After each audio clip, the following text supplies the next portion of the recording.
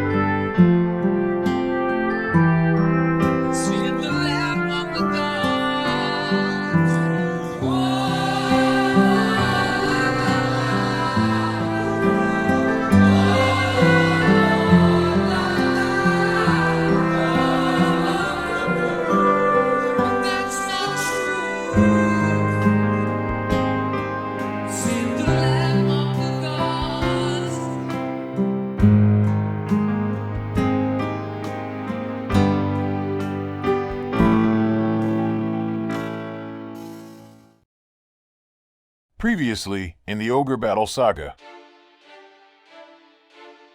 Triumph and Liberation. Valeriat and Palatinus rise against the Holy Lodisan Empire. In the wake of the revolutions that shook Valeriat and Palatinus, the indomitable spirit of these lands stood tall against the formidable Holy Lodisan Empire. Valeria witnessed the valiant triumph of its heroes over the mighty elite army of Dark Knights. With the aid of warriors from the kingdom of New Zenobia, the island dwellers overcame tremendous odds. Although many of their comrades were lost, the highest commander, Lancelot Tartharus, along with his trusted subordinates Balxaphon Rams and Valak Winzelf, managed to escape unnoticed.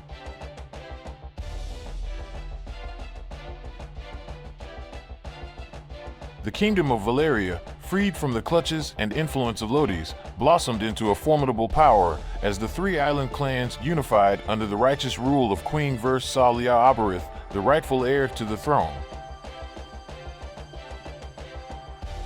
The kingdom of Palatinus, once directly controlled by Lodi's, faced its own trials as demonic creatures and civil unrest plagued the land. The arrival of the Colliginous Order posed a challenge for the rebels seeking liberation. In this time of turmoil, the warriors from the kingdom of New Zenobia lent their aid, joining forces with the revolutionary heroes.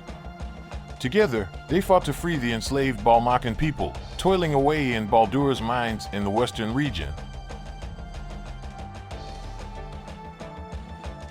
Under the leadership of King Frederick Raskin, Palatinus embraced a new era of governance that aimed for equality among its diverse regions. The mighty military empire crafted by Lodi's suffered a resounding defeat in its most significant campaigns to date, an unprecedented and remarkable accomplishment. However, to evade accountability, Lodi's top leadership concealed the truth from its populace. They maliciously shifted blame onto the innocent people of the regions, falsely claiming their corruption by the absolute evil of the Abyss and the Ogres as the cause of the events and the deaths of Lodi's knights. With the battles concluded, the warriors of Zenobia from Valeria and Palatinus embarked on their journey back home, eager to share their tales with their king.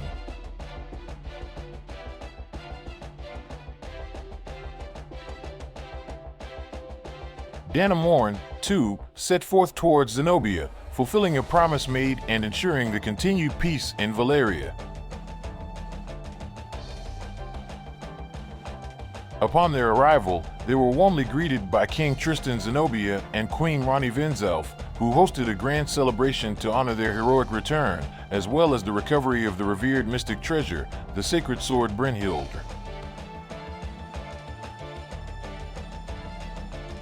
The jubilant festivities, however, were short-lived, for much was revealed about the harrowing adventures that unfolded. Destined for Rhoda, the leader of the Zenobians who ventured to Palatinus, recounted the resurgence of ogres in the region through the opening of a chaos gate. The world teetered on the brink of yet another ogre battle. Warren Ullman mentioned a similar threat looming over Valeria, where not just one, but two chaos gates were discovered. Fortunately, they were successfully sealed. Recognizing the immense danger this posed to not only their kingdom but the entire world, King Tristan resolved to take decisive action. King Tristan commanded his entire mages regiment to undergo rigorous training in locating and sealing chaos gates. Once the preparations were complete, battalions of warriors were dispatched across the continent, tasked with the mission of locating and definitively sealing the remaining chaos gates. Their mission was clear: prevent any malevolent force from accessing the abyss ever again. This crucial endeavor became the kingdom's top priority, ensuring the safety and security of the realm. Simultaneously, during this period of intense activity, the kingdom of Palatinus faced an invasion by a fierce group of barbarians from the east. The conflict claimed many lives, including their leader Frederick Raskin. However, the warriors of the region ultimately emerged victorious, thanks to the unwavering determination and strength of its people. Magnus Gallant, Frederick's trusted general, assumed the mantle of power. Possessing both the diplomatic wisdom of his predecessor and the necessary might, Magnus stood ready to confront any new threats that may arise. With the successful campaign to seal the remaining chaos gates, the Zenobians returned home. And this is where our story will begin.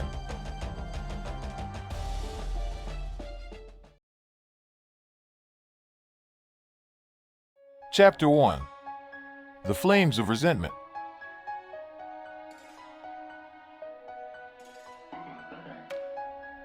In the distance, a prayer of gratitude resonates. Gratitude for being able to stand up to evil and save people. It was Cedric Lancaster, a valiant knight, returning from a triumphant quest to vanquish bandits who had held a village hostage.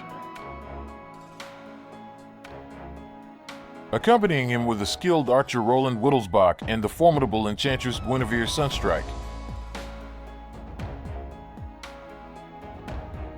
As they discussed the increasing frequency of bandit attacks in the region, Roland remarked with a hint of excitement, seeing it as an opportunity for greater rewards and prestige.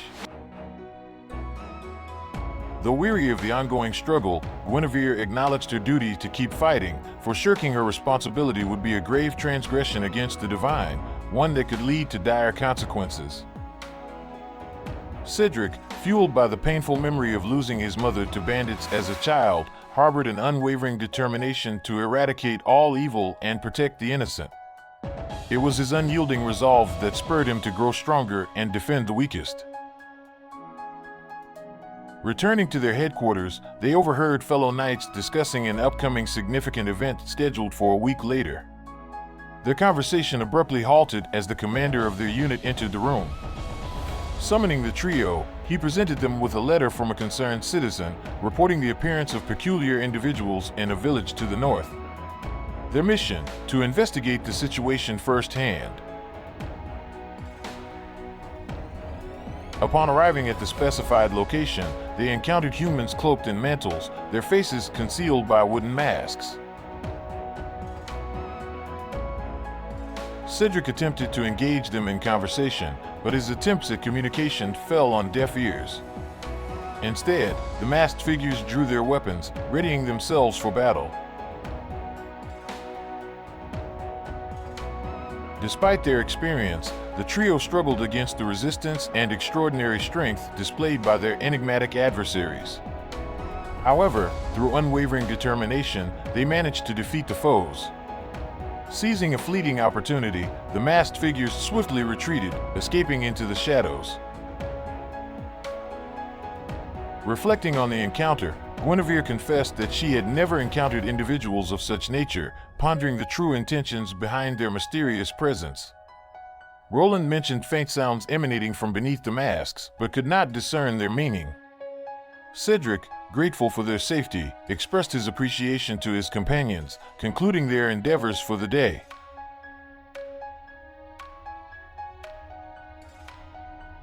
Back at headquarters, they reported their encounter with the strange individuals to the commander. Learning that several warriors had fallen victim to attacks on the roads during missions, the commander decided to bolster security measures. Their next objective involved escorting a group of new recruits to another unit situated in the west. However, due to the prevailing circumstances, an additional company would be dispatched alongside them. At that moment, they were introduced to their new allies, the Valkyrie Igraine Montague, the stealthy ninja Gawain Frostheart, and the noble knight Rowena Habsburg.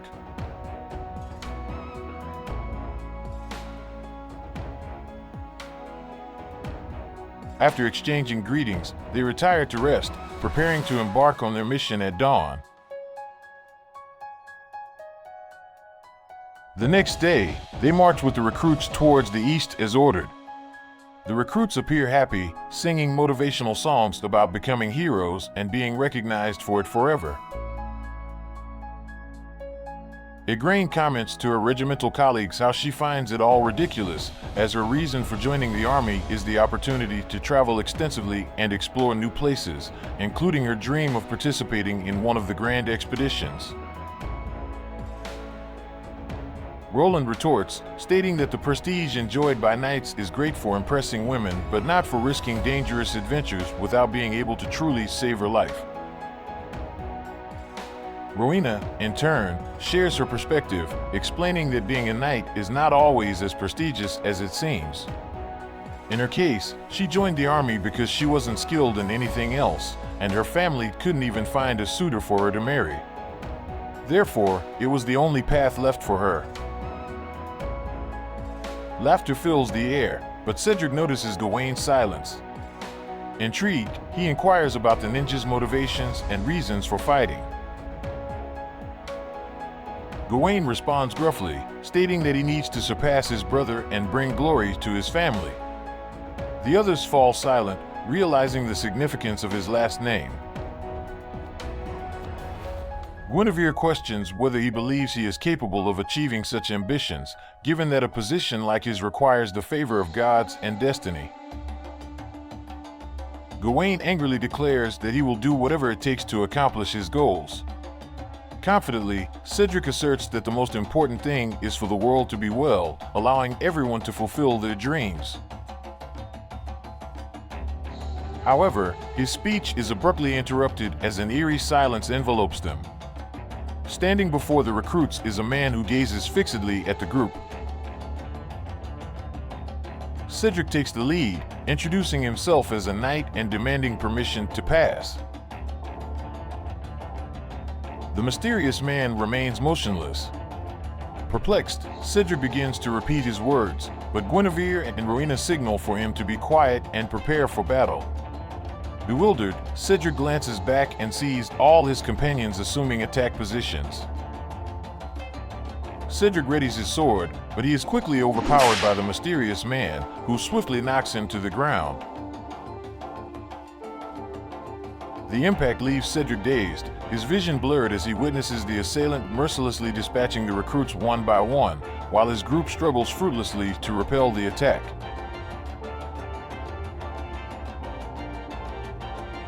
Regaining his footing, Cedric orders a retreat into the nearby forest. Gawain utilizes one of his specialized smoke bombs to create a diversion, allowing them to escape.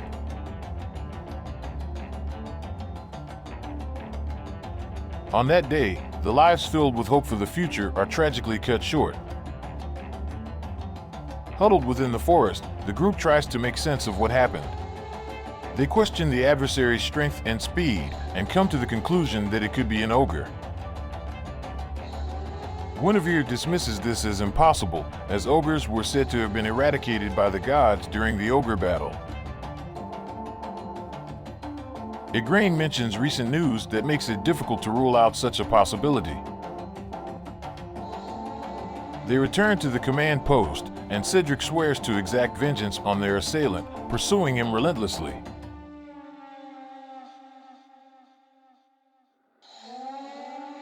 Upon their arrival, they are reprimanded by the commander regarding the recruit's disappearance, but the group decides to recount everything that occurred. The commander initially expresses surprise, but then orders them to return to their homes.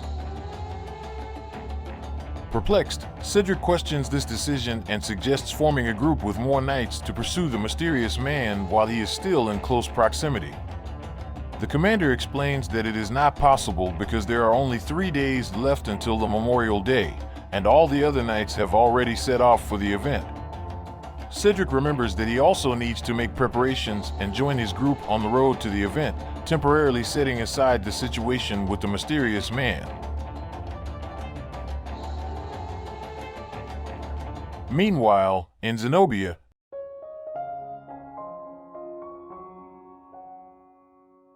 King Tristan uttered his final words from his bed, surrounded by his wife, Queen Rani, and their 2 children, Seiko and Hammet.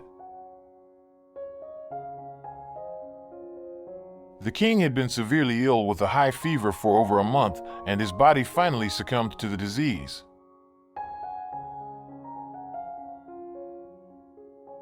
The entire kingdom was shaken by the news of the king's passing, and as a final farewell, his body was placed on an altar in the center of the city, where people could pay their respects one last time to the hero of old who had brought glory back to the Zenobians.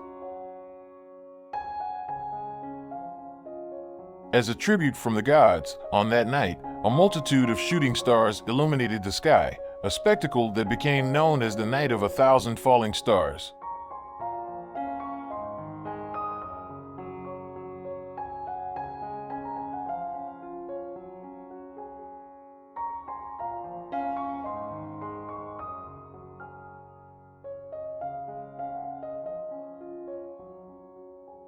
This event was witnessed by people from all continents, but one particular individual received something special that night.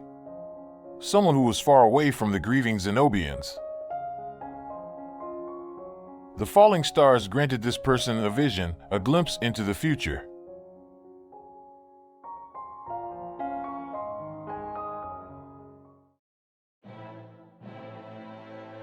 Several days pass, and the time for the grand event arrives. Cedric, along with his group and the majority of the Empire's other knights, makes their way to the Golden Colosseum on that day. The magnificent structure serves as the abode of the supreme ruler of the Holy Lodisan Empire. A golden statue stands in the center of the venue, paying tribute to and honoring the memory of all the knights who lost their lives 6 years ago in what became known as the Heroes' Crusade. Inside the Colosseum, the remaining knights pay their respects by placing their shields against their chests and making the sign of the cross with their other hand, praying that the God-Filler fills them with the same courage and determination as those who have departed. The monument bears the names of the Dark Knights Loslorian and Colliginous Order commanders. Figures clad in red and gold at the center of the arena beckon for the attention of all present. In that moment, the knights witnessed the entrance of revered and even venerated figures into the arena. These figures were well known among the lower ranks of Lodi's army, for they were the supreme legions under the command of the Pope. Leading the procession was Ragnar Ironfist, the High Champion of the Iron Wall Front, accompanied by his knight commanders.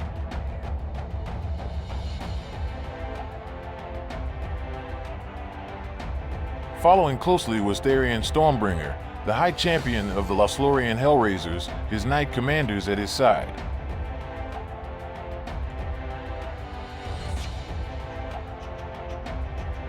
Next came Catherine Courtney, the High Champion of the Order of the Silver Dawn, accompanied by her knight commanders.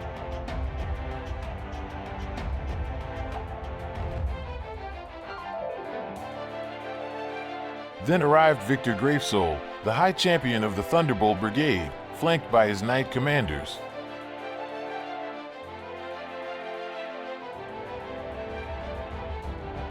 Subsequently, Morgana Darkmoor, the High Champion of the Starburst cult, entered alongside her Knight Commanders.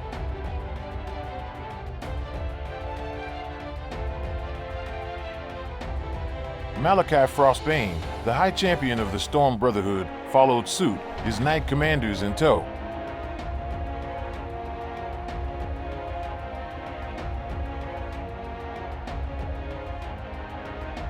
Elora Goldfong, the High Champion of the Goldwind Maniacs, swept in with her Knight Commanders.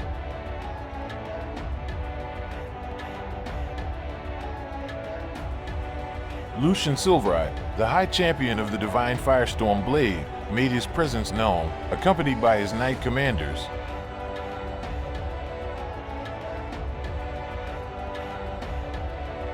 Alice Fanes, the High Champion of the Callie's Vengeance Order, arrived, her Knight Commanders at her side.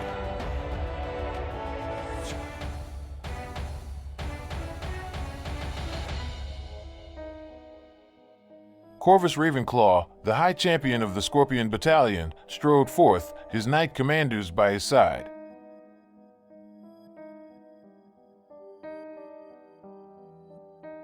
Zalazar Blackthorn, the High Champion of the Stormrage Legion, appeared, flanked by his Knight Commanders.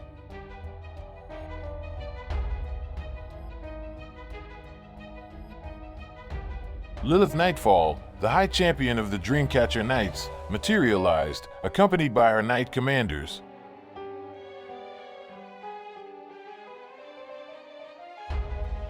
Then came Nero Frostheart, the High Champion of the Blightbringer Order, his Knight Commanders in attendance. Gawain immediately recognized the face of his brother, with a mix of anger and fear in his gaze.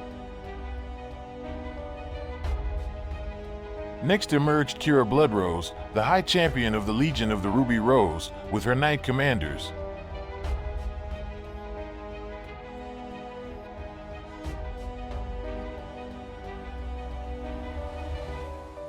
Finally, the dreaded High Champion of the Dark Knights Lothlorien, Lancelot Tartharus, made his entrance, followed by his new Knight Commanders.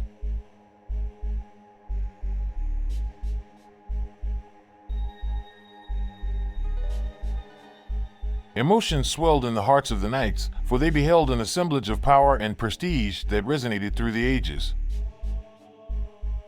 The air crackled with anticipation, the weight of destiny settling upon the arena's hallowed ground. The knights knew that this gathering bore significance far beyond their comprehension. In the presence of these illustrious champions, the courage of the knights ignited, their souls burning with passion and purpose. Each step they took, each breath they drew, held the weight of their lineage, their hopes and dreams entwined with the grand tapestry of fate. The High Champions, paragons of their respective orders, exuded an aura of awe-inspiring majesty. Their presence alone commanded respect, a testament to the trials they had endured and the battles they had won. In their eyes burned the fires of determination, fueled by the weight of their responsibilities and the legacies they carried. As the echoes of their entrance faded, a profound silence settled upon the arena. To everyone's surprise, from the highest tier of the main floor emerges he, Pope Sardian, the supreme ruler of the Holy Lodician Empire. He walks slowly towards the balcony, an unexpected event as, on the day of the memorial, he traditionally withdrew to pray for the souls of his warriors. Sardian gazes upon all those present in the arena, and with his commanding voice, he begins his speech, expressing gratitude for their attendance. Praying to Filler, he declares that 6 years ago, the pagan barbarians from other kingdoms were corrupted by ogres and the delirium of evil, a formidable force that turned against Lodi's and the true divine will. However, the day before, hope for humanity was restored, for he had a vision that ignited his heart. Sardian had witnessed the return of the Savior, Saint Lodi's himself, reincarnating on earth to cleanse it of all the blasphemy that had consumed its people. To ensure this, by direct orders from Filler, the Radiant Cross Brigade was officially reactivated. Its goal, seizing control of the sacred city of Avalon and ensuring the reincarnation of the saint. Not only that, but evil needed to be fought, and all those who turned against the true Lord would be judged and punished by the divine blade of the Empire. His speech was met with applause throughout the Colosseum, for since the event 6 years ago, the people had longed for a more proactive response from their ruler. The determination of the Templars was rekindled, and with it, the flames of vengeance burned.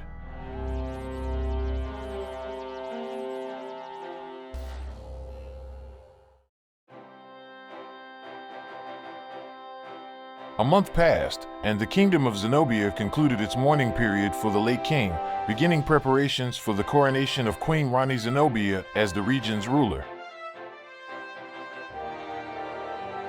Diplomats from other regions were dispatched to attend the ceremony, bearing gifts and well wishes. Valeria, Palatinus, nobles from the region, and even the Eastern Kingdom presented their gifts to the queen. However, the ambassador of Lodi's declared that the empire would never accept ogres ruling the land, and that those who do not kneel to the true God cannot be considered human. Among his gifts were various explosives, which, upon detonation, marked the beginning of the empire's operations.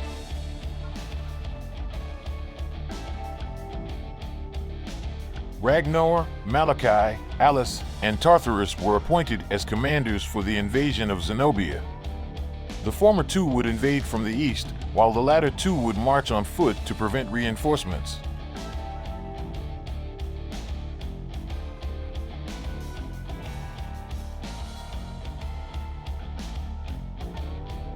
Therion, Alora, and Lucian were tasked with subjugating Valeria. They established a naval blockade encircling the island, impeding any form of trade in the region. The siege aimed to weaken Valeria's mighty forces through the lack of supplies. Corvus, Lilith, and Nero were assigned the task of subjugating Palatinus, for they were the finest strategists, adapting swiftly to the ever-changing battlefield. With access to intelligence gathered through the corruption of low-ranking soldiers, they identified the key officers and employed stealth and assassination to cripple their adversaries.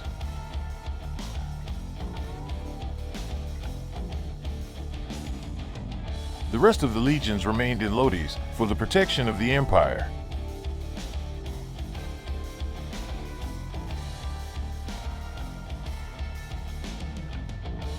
Amidst the troops advancing westward from Zenobia, Cedric and his group were present. Queen Rani had suspected that something might be amiss since the beginning of the festivities. As a precaution, she had ordered her subordinates to stand ready to sound the renowned storm trumpets, whose resounding notes would echo throughout Zenobia, rallying the armies in case of danger. With the trap uncovered, the trumpets were sounded, and all the knights and warriors of Zenobia prepared for the imminent clash. A tempest unleashed its fury, obscuring the vision of the Lodi's knights, who were unfamiliar with the terrain. Tartarus commanded the troops to advance and vanquish any adversaries in the name of Filler. The Templars of Lodi's pressed forward, engaging the formidable Holy Knights of Zenobia in direct combat. Cedric and his group fought valiantly, dueling against numerous soldiers of the kingdom. Tartarus encountered Hamilton on the battlefield, relishing the opportunity for revenge. Malachi faced off against the mighty warriors of the Zenobian Beast Legion, engaging in a fierce duel against their leader, Canopus. Cedric pressed onward, fueled by his determination to rid the world of the ogres who brought harm to the innocent, just as the Pope had proclaimed. Though the warriors on both sides were evenly matched in combat skill, the Zenobians soon realized that something was amiss. Their weapons and armor mysteriously began to shatter, giving Lodi's the upper hand and enabling them to advance further into the territory. One by one, the warriors of Zenobia fell before their adversaries.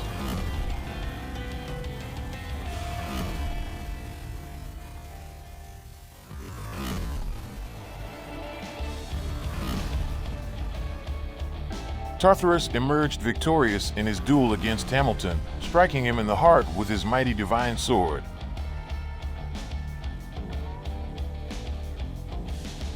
With cries of advancement, the Lodi's forces drew closer to the main castle. The civilians were confined to their homes, but a large group gathered in the central square. Tartarus appeared before them, demanding that they kneel and swear devotion to Philor. The proud Zenobians refused, continuing to pray to their own gods, beseeching for mercy. The Templar then decided to show them the true power of divine might, brandishing his formidable sword and summoning a powerful sphere of energy that, upon detonation, claimed the lives of all the civilians present. This event would later be known as the Massacre of the Royal Square. The knights reached the castle and began their assault. Inside the throne room stood Queen Rani, fiercely protecting her 2 children. Though she wore the crown, Rani's skills as a paladin from yesteryears shone through as she engaged the invaders in a grand battle.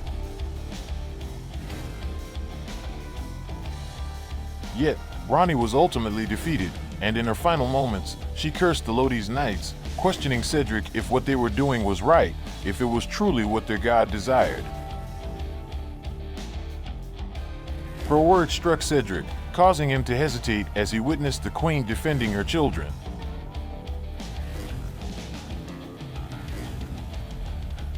However, Tartarus entered the room and ordered Cedric to execute the queen as a direct command. Rani met her end with a mercy stroke, her voice silenced forever. The knights turned their attention to the 2 princes, but they were spared at the behest of Sardian himself. Thus, the reign and legacy left by Tristan on the continent came to a close. As the hours passed, Lodi's soldiers pillaged the remaining villages. Zenobian warriors who were still battling, upon learning of their queen's defeat, lost their will to fight and surrendered. The civilians who had not ventured onto the streets hid in their homes, concealed from the tyranny of the empire.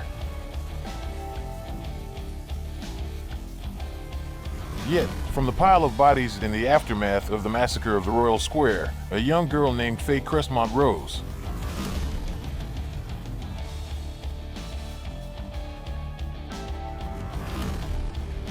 She surveyed her surroundings, frightened to see her friends and acquaintances, whom she had interacted with daily, lying lifeless. Paralyzed by fear, she heard a voice in her head, urging her to flee and hide. Acting on instinct, she decided to escape and return to her home, seeking refuge from the passing soldiers. Along the way, she encountered one of her few remaining friends, the boy Soren Habsburg. Faye implored him to do something about the invasion, but Soren replied that they couldn't do anything as they were just children, not heroes. "The true heroes will soon come to save us," he said. With those final words, they sought shelter inside a house, waiting for help to arrive. Unfortunately, for them, the heroes would not appear to rescue them. Lodi's had seized control of the continent. Soldiers and knights from the former kingdoms were either imprisoned or in hiding. The 2 princes would be placed under the guardianship of tutors from the empire, ensuring both the legitimacy of their governance through rightful heirs and guiding decisions in the best interest of Lodi's.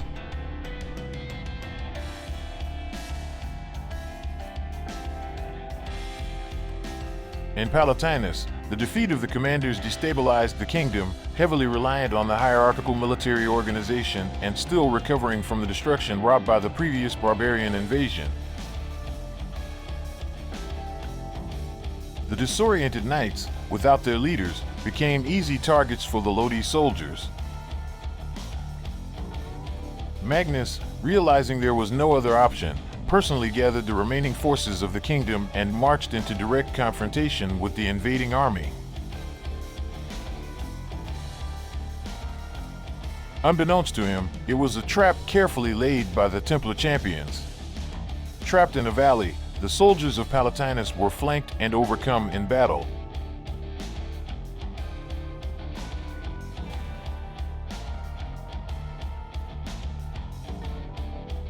In Valeria, Lodi's siege strategy began to take its toll. The Empire's naval superiority countered any resistance the island put up. Within days, reports emerged of citizens succumbing to winter's famine. The island's clans pressed the queen for a resolution, and after 2 weeks of the siege, the kingdom of Valeria surrendered to Lodi's.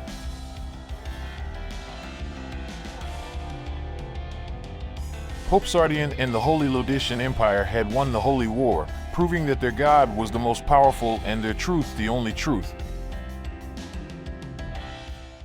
The weight of the Empire's steel would bear down even harder on the citizens of these territories. Lodi's imposed a caste system, relegating the people of these lands to second-class citizens, devoid of rights. In order to achieve their objectives and prevent the uprisings and rebellions that had arisen before, Sardian knew that he needed to instill fear in these people. Fear compels people to obey orders. Lodism was preached to all citizens, and the worship of any other deity apart from the supreme god-filler was outlawed. Sardian proclaimed that anyone who opposed the Empire's decisions would be punished and castigated by the very divinity they defied. Fear and dread of divine retribution spread among the people. If Lodi's emerged victorious in the war, it could only mean that it was destined from the beginning. The other gods were false, and their protection and blessings had failed.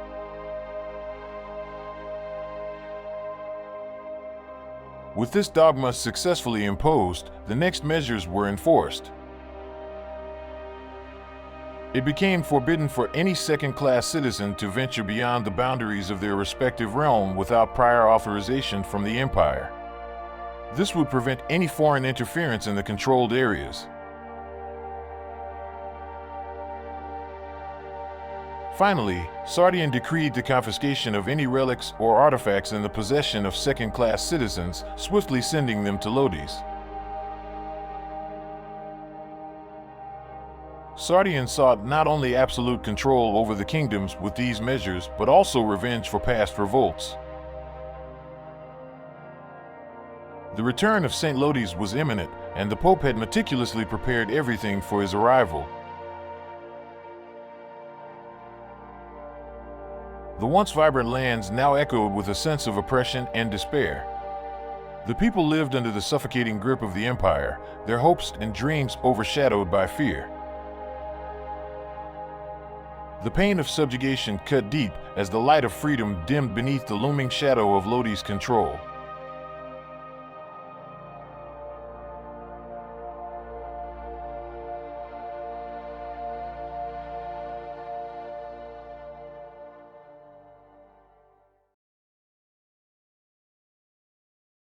Chapter 2. Shattered Hopes and Dreams.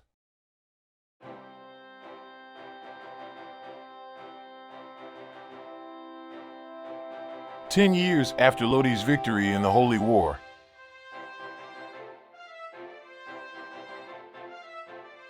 Faye stood at the city center, selling bread to those passing by, showing deep gratitude to those who chose to buy.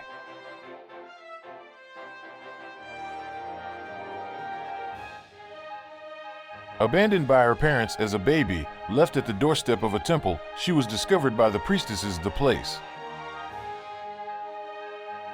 They raised her and instilled in her the values of kindness, generosity, and gratitude to faith, values perpetuated by the goddess of justice. Since the invasion, they were forced to cease to worship. The altars and figures within the sanctuary were destroyed.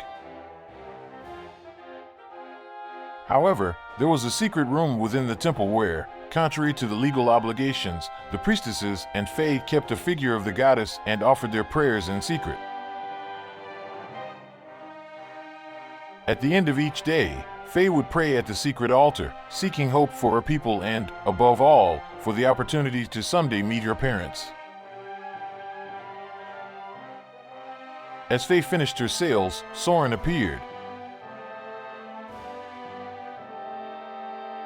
They made their way toward a group of Lodi soldiers who would collect 50% of all the money they had earned that day, as per the local rule.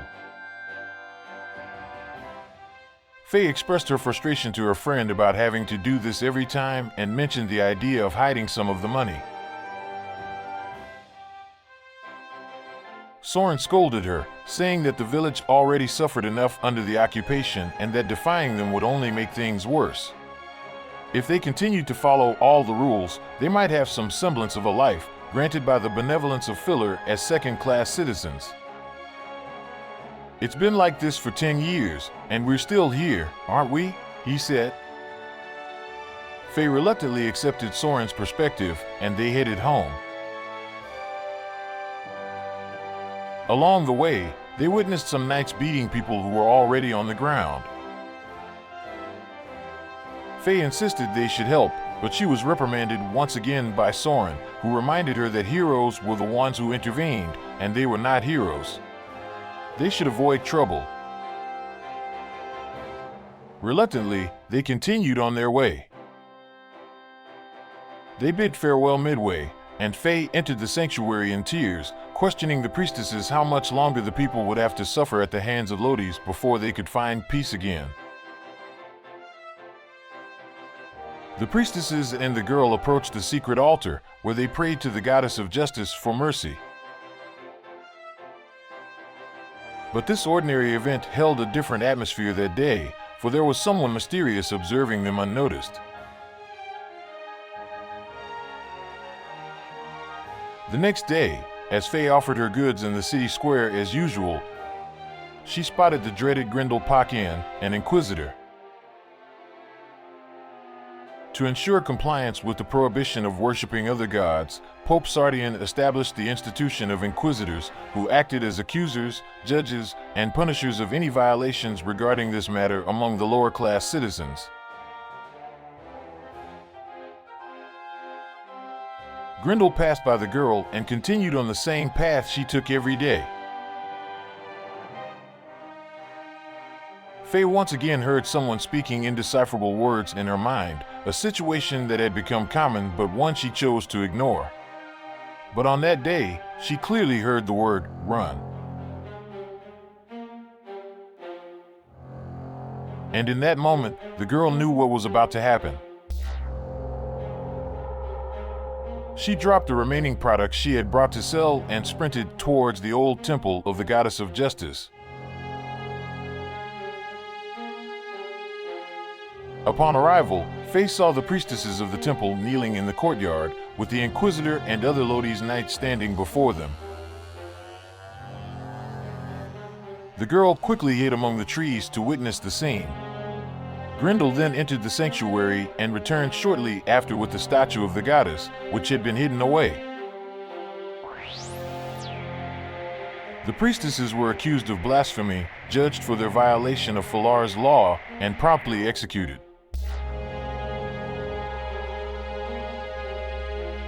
Faye stood paralyzed as she witnessed the scene, and once again, the voice in her head told her to run. She ran into the forest, sobbing, until her legs could no longer carry her, and she fell to her knees. "Why do we have to suffer like this?" the girl asked the heavens. "Why do good people have to suffer? Why have the gods abandoned us? Only a miracle can save us." Despite her cries, there was no answer, only whispers in her head. "Who are you?" the girl asked, but received no response, only more whispers. Determined, she decided to focus and try to understand, and in doing so, she heard, "Do not wait for the miracle, be the miracle." Faye believed she could never do that, as she was not a hero, but weak and fragile. She could never prevail against the mighty empire of Lodis. "Ideals are stronger than raw steel," she heard in her mind again. Frustrated, Faye believed that a weak girl like her could never accomplish anything significant and would end up dead like the priestesses.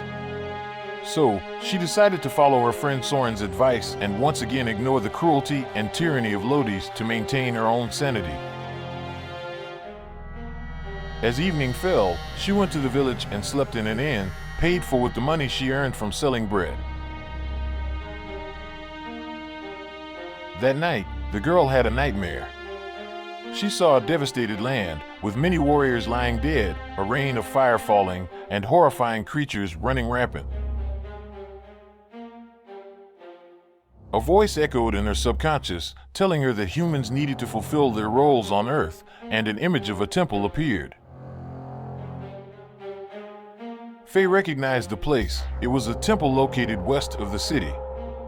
But before she could reach it, she saw the knight who had tried to kill her in the royal square 10 years ago, preparing a devastating attack. Startled, she woke up. Despite the vividness of the dream, Faye dismissed the warning and went back to sleep. The next day, she was walking through the city with Soren when they noticed a Lodi's knight staring at them from a distance and running in their direction. The two young friends immediately sensed danger and began to run in the opposite direction. Faye called for help, but Soren diverted from their path and hid in a nearby house. Faye kept running until she reached a dead end. With the night closing in, she quickly entered a nearby door.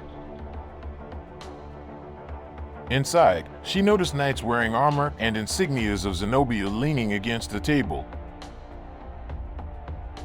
She pleaded for their help, and they decided to assist her. However, as soon as the Lodi's knight entered the place, they swiftly returned to their positions at the table. The Inquisitor wants to know your involvement with the priestesses from yesterday. Come with me. The Lodi's knight shouted. Faye begged the Zenobian knights once again to help her, knowing that if she was taken away, she would be killed. But her pleas were in vain. The Zenobians are clever. They fear the divine punishment of filler, said the Lodi's knight. Faye grew furious at the situation.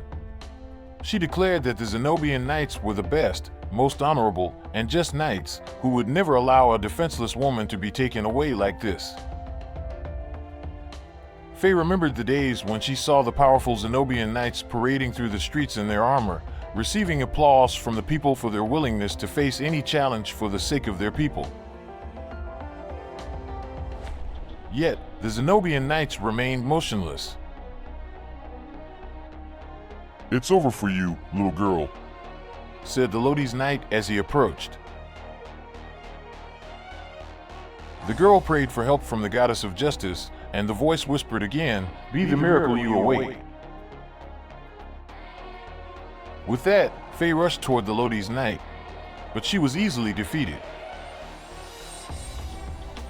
A man stood up and said that if a weak girl like her had the courage to oppose an heavily armed knight, then they, the honorable knights of this land, were also capable. The Zenobian knights rose and advanced toward the Lodi soldier. With greater numbers, they managed to defeat their adversary.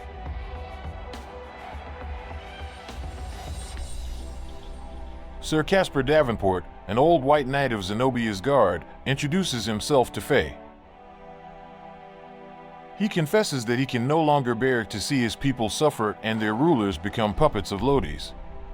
He even contemplated ending his own life since he felt powerless to change the situation. The girl recalls the teachings of the priestesses and comforts Sir Caspar, speaking of hope and justice, and how she, too, could not stand to see this injustice go unchallenged. Sir Caspar laments that everyone fears divine punishment and going against Lodi's god, who seems invincible. Faye declares that there cannot be a just god who would allow good people to suffer in such a way. Caspar agrees and decides that if they were already condemned, they should be condemned while doing what is right. The other warriors under Casper's command also agree and pledge to protect the girl from now on. Faye is filled with happiness but also confusion because, now that the warriors of Lodi's are after her, she can no longer stay in the city. In that moment, she remembers the dream from the previous night and the temple located to the west. She tells Sir Casper that something is calling her to that place, so they decide to go there. Casper warns her that it is dangerous to go straight through due to the Lodi's knights, but he knows a shortcut that is likely to be unguarded. They agree and set off on their journey. As they exit the city, Faye encounters her friend Soren, who apologizes for hiding earlier. She recounts what happened and explains that she is leaving the city to seek refuge, inviting Soren to join her as it is their chance to escape from oppression. Though hesitant, the boy accepts her plea and joins the group. Along the way, they encounter several groups of soldiers but manage to defeat them through the element of surprise. As they approach the temple, they spot a group of Lodi's knights marching in their direction, with a similar number to their own.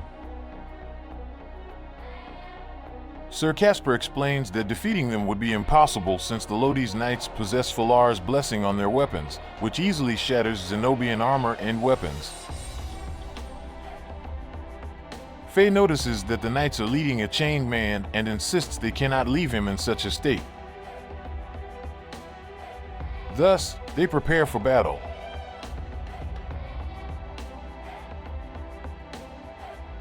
Despite some casualties, they manage to rescue the man, whose name is Zachary Ashcroft.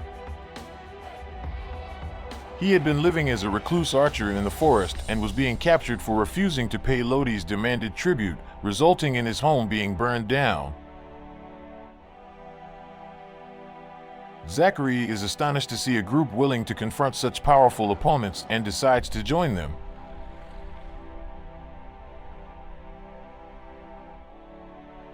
Further along their journey, they encounter a cleric named Valentine Clare, who is on the verge of throwing himself off a cliff.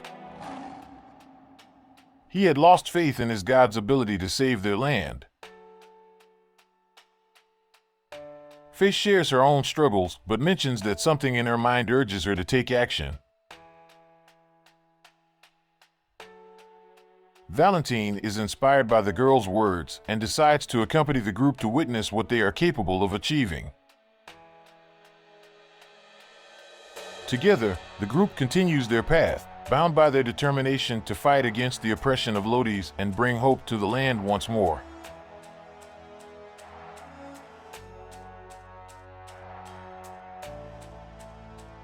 As Faye and her group finally arrive at the temple, the mysterious whispers in her mind become more pronounced.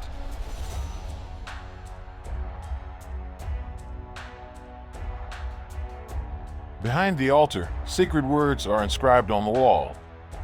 As Faye approaches, they begin to glow and encircle her, much to the surprise of the group. Faye kneels down and starts her prayers to the goddess of justice. A divine voice communicates with the girl, revealing that a great ancient evil has begun to stir in the shadows, posing a threat to both humans and gods alike.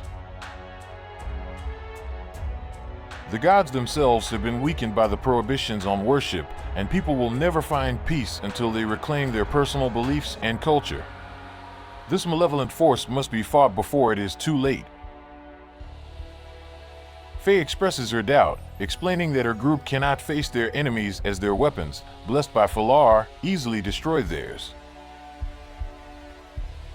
The voice explains that there are 3 categories of weapons. Divine weapons, incredibly rare and forged by the gods for themselves during the first 3 celestial wars.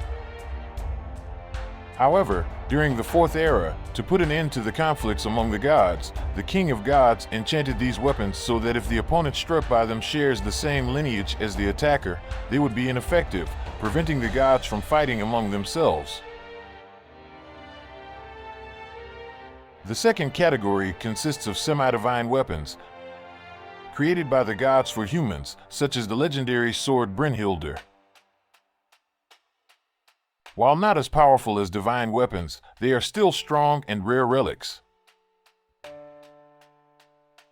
Finally, the third category includes common weapons forged by humans to fight against other humans.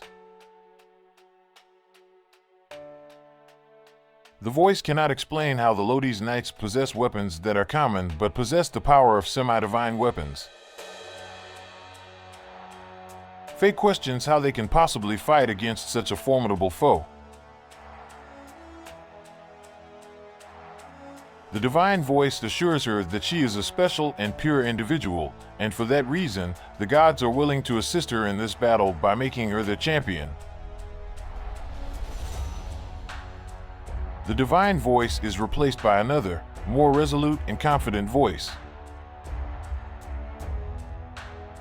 This new voice shows Faye a series of movements and words that she must perform and utter, stating that Zashanel, the goddess of fire, will aid her in battle. Once again, the divine voice urges Faye to hasten, as there are answers she must seek on her own in a place shown to her. Though the girl doesn't recognize the location, she can read that it is called the Library of Divine Wisdom.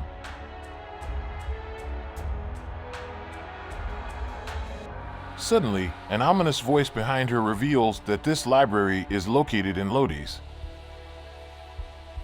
Faye turns around and once again sees the image of Tartarus approaching her. The knight questions whether she truly believes she can be the champion of the gods, given her weakness and the fact that she has never even killed anyone before. Faye declares that she will do everything in her power to restore justice and free people from cruelty and evil. Tartarus scoffs, claiming that words are just words, and true change can only be accomplished through the strength of steel. He brandishes his sword, moving it toward Faye, who witnesses the summoning of the power sphere hurtling toward her again. The ensuing explosion of power causes Faye to lose consciousness.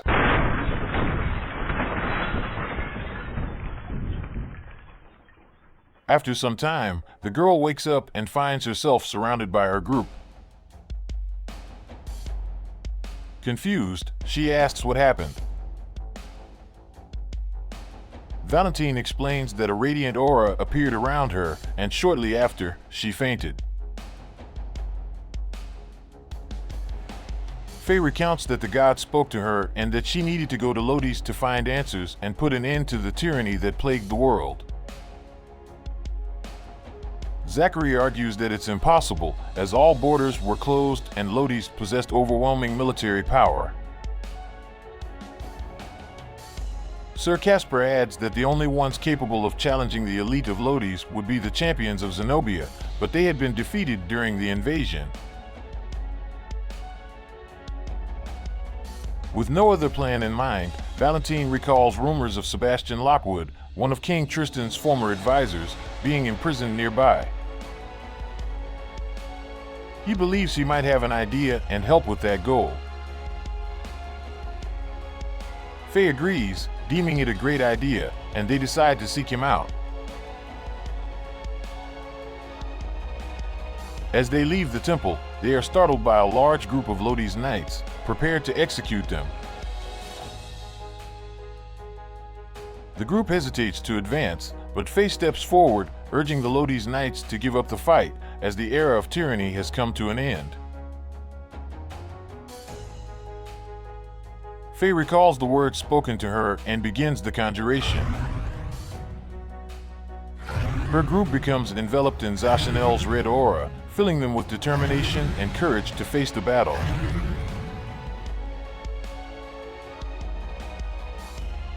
The Lodi's warriors are taken aback as the weapons and armor of Faye's group remain intact, resulting in a balanced fight.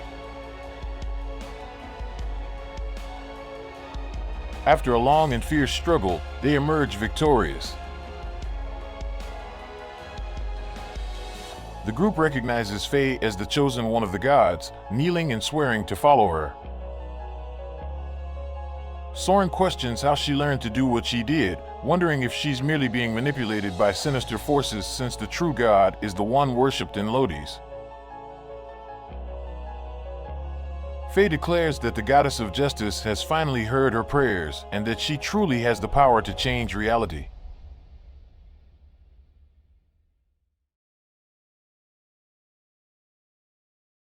Chapter 3. The call to lead is a divine mandate, but also a personal sacrifice.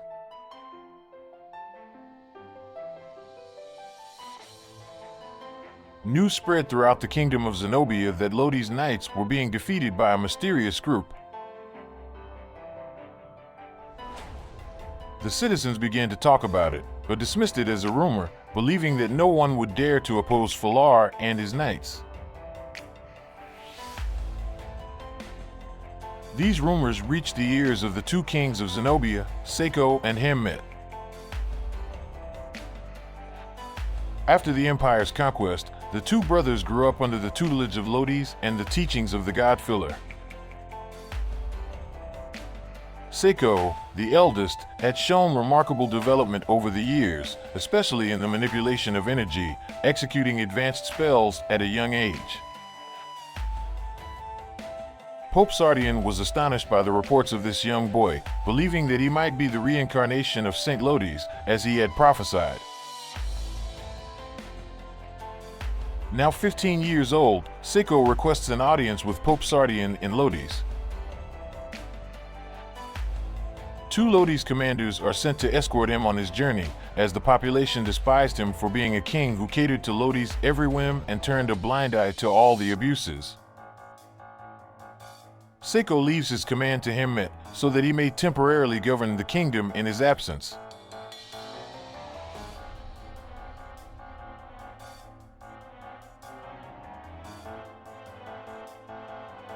Hemmet orders the Zenobia soldiers to search for and confront the rebels who were attacking the knights in their kingdom, disturbing the order and peace.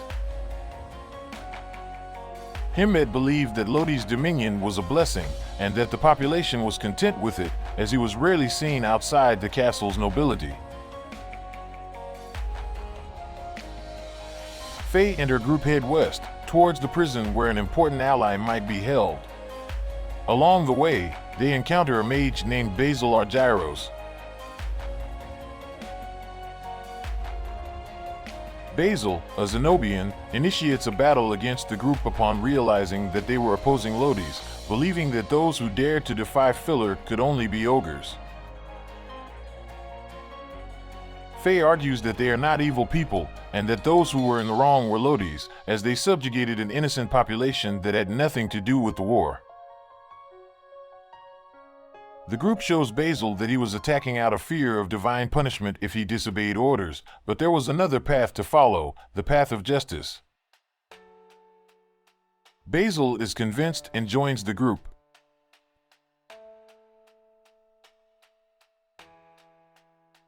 They arrive at the prison and notice the Inquisitor from Lodi's passing by, so they decide to wait until the next day.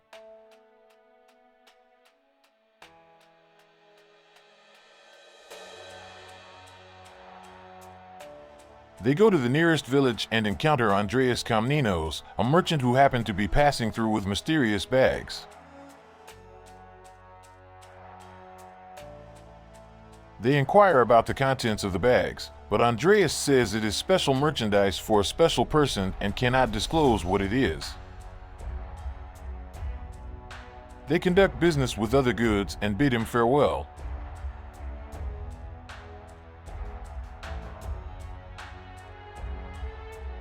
On the following day, they arrive at the prison, now guarded solely by Zenobia soldiers. Sir Casper suggests using his knight title as a distraction to lead the guards away while they infiltrate. They agree on a meeting point and begin the plan. While the knight creates the diversion, the rest of the group enters the prison and finds Sebastian in a cell. The former advisor acknowledges that he knows who they are, as rumors of a rebel group have circulated within the prison. He decides to help them, but at that moment, some guards approach the group. Faye questions why these warriors are imprisoning their own brethren and following orders from those who consider them inferior, betraying their own values as citizens of Zenobia. The guards then open Sebastian's cell and leave, allowing the group to escape. At the agreed-upon location, they wait until Sir Casper returns. Sebastian praises the cunning and bravery of someone so young leading a rebel group like this. Faye states that Lodi's tyranny must end, and the population should be able to live in peace and practice their cultures and faith, as it is precisely this prohibition that is crushing people's hope. Sebastian claims that only someone chosen as the champion by the gods would have such a goal and decides to assist them. Faye mentions a specific place in Lodi's that she needs to go to, providing its name. Sebastian reveals that it is a sacred place for the people of Lodi's, as it was the residence of scholars devoted to the faith of Filler, and for that reason, it is secluded in the north and forbidden to common folk. It would be impossible to infiltrate discreetly without facing the entire army of Lodi's. The mage Basil then suggests that only a war on Lodi's own territory would be able to distract their entire army. This idea surprises everyone but is quickly frustrated when they consider the size of Lodi's army. Valentine then states that they need more men to execute such a plan, more people than just the Zenobia army. Sir Casper recalls that until recently, the island of Valeria and the kingdom of Palatinus were allies of Zenobia, and an alliance among all those who had been oppressed by Lodi's could be a glimmer of hope in this plan. Soren claims that starting a war is madness and that they would all be killed. Faye becomes concerned but realizes that it might be the only way. Zachary says that a long time has passed since the great wars of the past, and people have lost the ability to rebel, living in terror of the divine punishment imposed by Lodi's religion. At that moment, the voice in Faye's mind suggests that awakening the spirit of freedom would make people act, and she immediately proposes this to the group. Sebastian questions how they would accomplish that within their own country and even in the allied kingdoms, considering the strong border blockade that prevents any progress. Zachary says that the only way to cross the borders is by flying, but no one would have the courage and skill to undertake such a risky mission. Sir Casper then recalls two individuals from his time as a White Knight in the Zenobian Holy Knights division. The twins Icarus and Lumina Lascaris were trained by the captain of the Zenobian Beast Legion under King Tristan and were prodigious and fearless. If anyone could accomplish this mission, it would be them. Sebastian mentions that the soldiers in the prison always complained about never being able to capture the twins in the location to the north due to their stealth abilities. With that in mind, they decide to seek them out.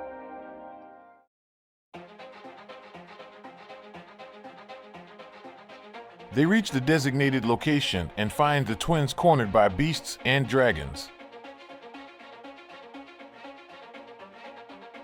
The group attempts to fight the creatures, but they prove to be too powerful.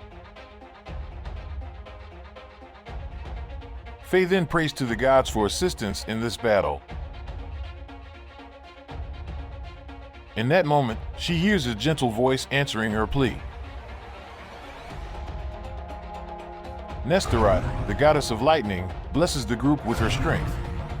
The weapons infused with lightning power pierce through the creatures' bodies, and they emerge victorious.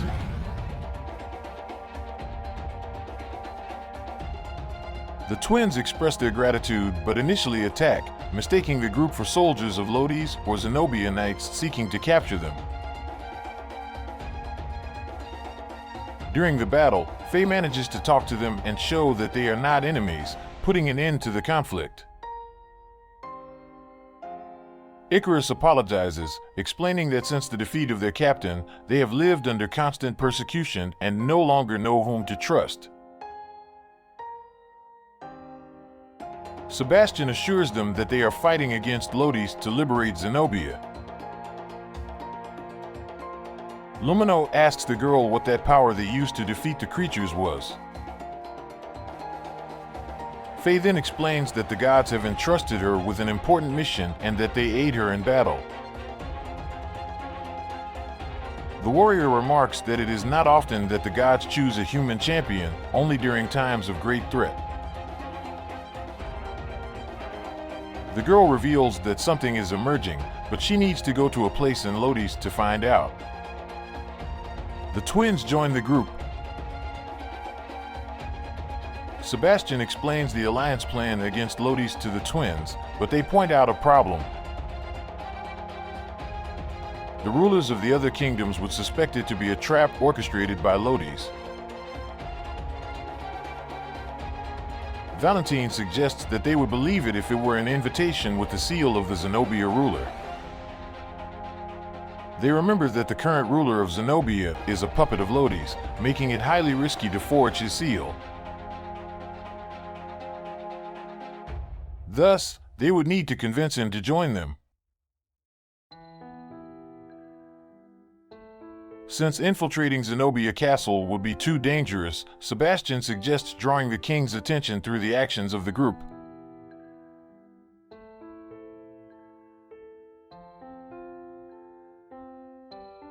In the following days, the group secretly speaks with the people in villages about revolting against Lodi's, and they start receiving resources and volunteers for the cause.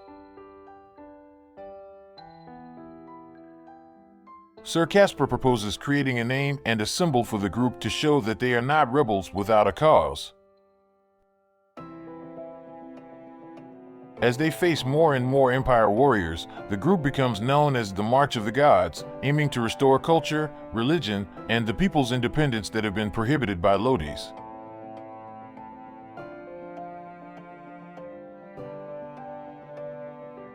In the castle, King Himmet is informed about the group that even low-ranking soldiers of Lodi's cannot defeat and that soldiers of Zenobia are abandoning their posts to join them.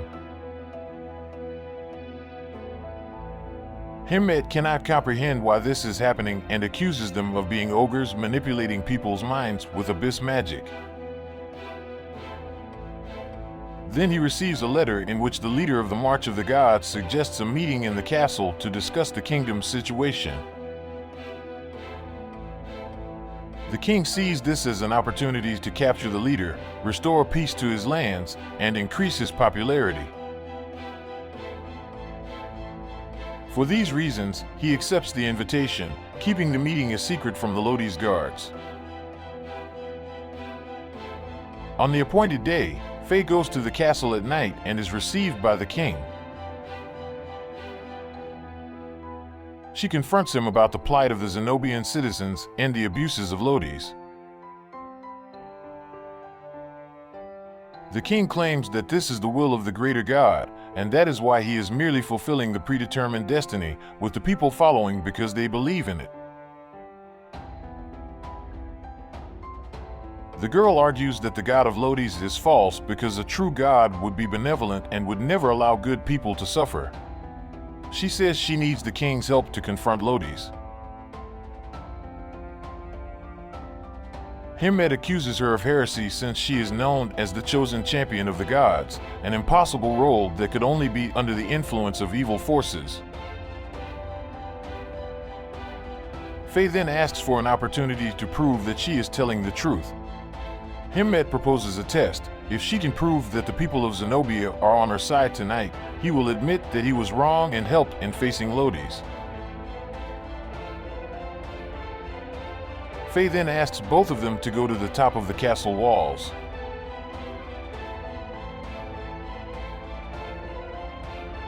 In the vast darkness of the land, the king laughs and mocks the girl, saying that proof is impossible. Faye then asserts that despite their oppression, the light of hope and freedom burns within the hearts of the Zenobians.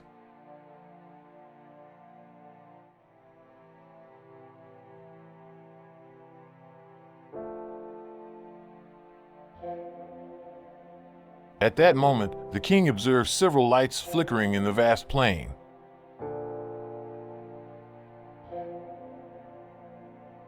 One by one, more lights begin to shine, much to the king's despair. Each of these lights represents a family, Faye explains, and even though Lodi's may try to extinguish them, they will continue to shine, supporting them in their quest for liberation.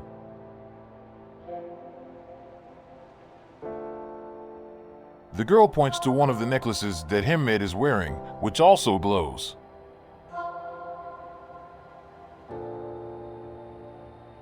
You know that Lodi's is manipulating all of us, she says. You are a Zenobian, the son of Tristan Zenobia, the Saint King, and for that reason, you should protect and cherish this land and its people with all your heart. The king realizes that the girl is speaking the truth, and deep down, he does not believe that they are condemned merely for not being citizens of Lodi's. Unlike his brother, Hemmed cares about his kingdom and its people, and in the secrecy of his quarters, he also prays to the ancient gods of that land. Hemmed admits that even though Faye is right, they cannot face Lodi's because they are too powerful. Faye explains her plan to form an alliance with the other kingdoms, but she needs a letter with the royal seal to send to the other rulers. The king agrees to the idea, but states that they only have 4 months to accomplish this, as that is when his brother will return and resume ruling Zenobia. Hemmed reveals a secret location to the west, which the nobility used to make secretive agreements, suggesting that the rulers could hold a meeting there to formalize the alliance. He writes the letter for the other kingdoms, affixes the royal seal, and hands it to the girl, who leaves the castle in secrecy. As Faye makes her way back to the group's hideout, she recalls the discussion with her companions on how to convince the king to help them. She remembers that at that moment, the voice in her head told her that they needed to prove to the king that the people would stand with her and the gods, like a true light in the darkness. She shares this information with the group, and they ponder on how to achieve it since any form of dissent against Lodi's was severely punished by the guards. Sebastian then has the idea of creating a silent revolt that would go unnoticed by the guards. So, on that day, the group would visit people and ask for their support for the March of the Gods. They would light up their houses at night and pass this information on to others. The success of this operation was crucial for Faye's mission that night.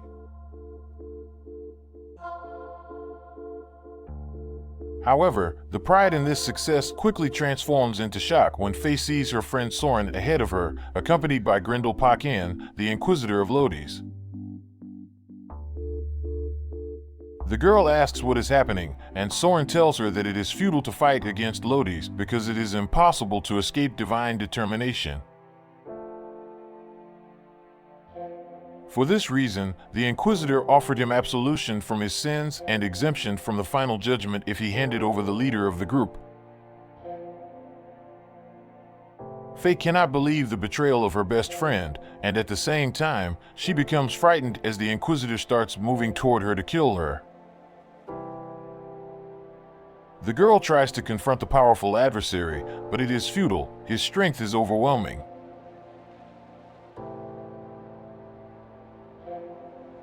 She pleads for help from the divine forces, but it is also in vain. The Inquisitor accuses her of invoking the names of evil beings and utilizing their powerful spells. Meanwhile, the group, which is near the hideout, hears her voice in their heads, calling for help, and they rush toward her.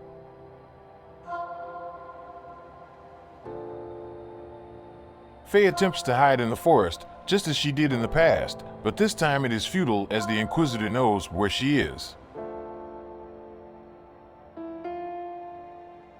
Sir Casper arrives and holds off the powerful enemy's attack while Zachary shoots arrows that are deflected by the adversary's shield. Valentine uses his healing powers to tend to the heavily injured girl, while the rest of the group advances against the Inquisitor. Sir Casper is wounded by the powerful whip of the enemy, and the twins, Icarus and Lumino, have their axes shattered by the Inquisitor's sword. Faye manages to stand up and uses her prayer to envelop the group with Zashanel's aura. Although it momentarily balances the battle, the Inquisitor starts gaining the upper hand again.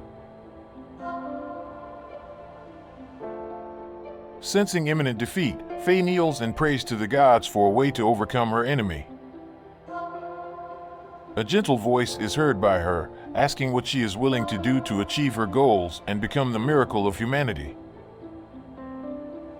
Faye says that she surrenders her body and soul to protect the people from oppression. In response, the gentle voice accepts the contract and promises to assist her. The voice identifies itself as Vasa, the goddess of earth, and tells Faye to choose one of her warriors who has enough energy and strength to withstand her power. Faye looks at her exhausted and injured companions, but the one who still stands is Sir Casper. She selects him. Vasa instructs Faye to raise her arms towards the knight and call his name while he closes his eyes. Faye yells for the knight to close his eyes and trust her. Then, a beam of light descends upon Sir Casper, and when he opens his eyes, his face bears a different expression. "What do you need me to do?" said Sir Casper with Vasa's calm voice to Faye. "Defeat my enemy," exclaimed the girl. Casper advances towards the Inquisitor, and they begin to exchange blows. The enemy realizes that his opponent is much more powerful and curses the girl, accusing her of being a herald of evil gods that would bring destruction to the world. Sir Casper lands the final blow, finishing off the Inquisitor. Soon after, the light leaves his body, and he collapses to the ground, being attended to by the other characters. Faye approaches them but looks to the side and sees Soren, frightened and angry.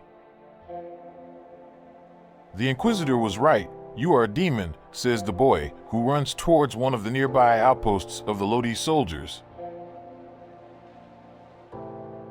The girl realizes that if he reaches the location, they would quickly be surrounded by knights, and in their current state, they would not be able to face them.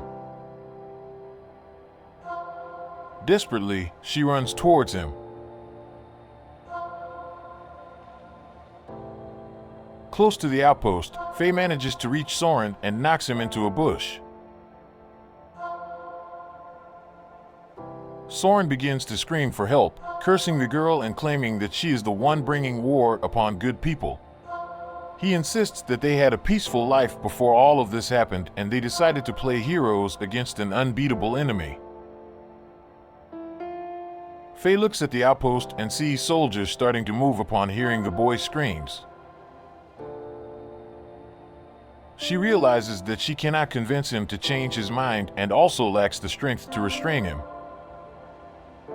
She knows that time is running out because the knights are close. In desperation and fear, she pulls out her dagger and stabs Soren in the chest, silencing him immediately.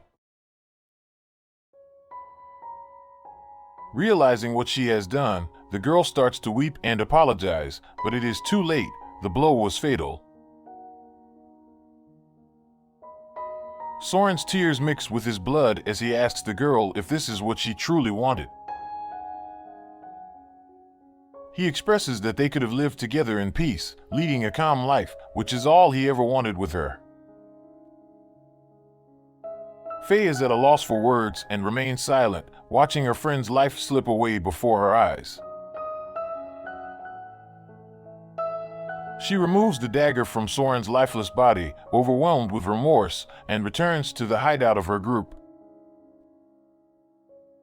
Thoughts begin to surface in her mind, questioning whether Soren might have been right, whether Lodi's is truly unbeatable, and whether they were wrong to confront the laws of destiny. Faye is lost, but deep down, she knows it is too late to turn back. On the night that the lights of hope came on, one light went out forever.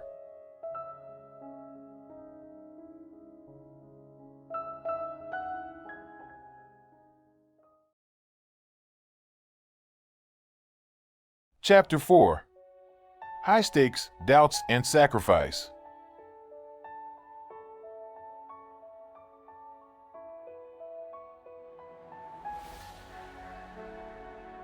Sebastian's plan begins to unfold. Icarus and Lumino prepare themselves for their mission. With the letters signed by the King of Zenobia, they fly towards Valeria and Palatinus, respectively.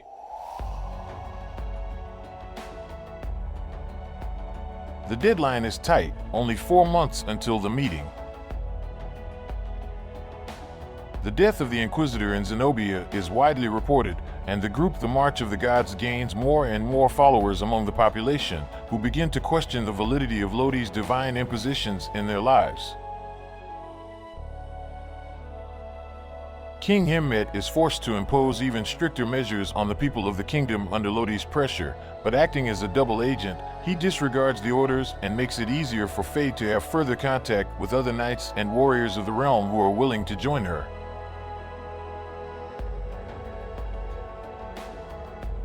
The champion of the gods begins to instill fear in the Knights of Lodi's, causing them to doubt their own faith as they are defeated in battle. The rumor of a girl fighting against Lodi's in favor of freedom and the ancient gods spreads throughout the continent, and it doesn't take long for other groups to rise and revolt in different regions.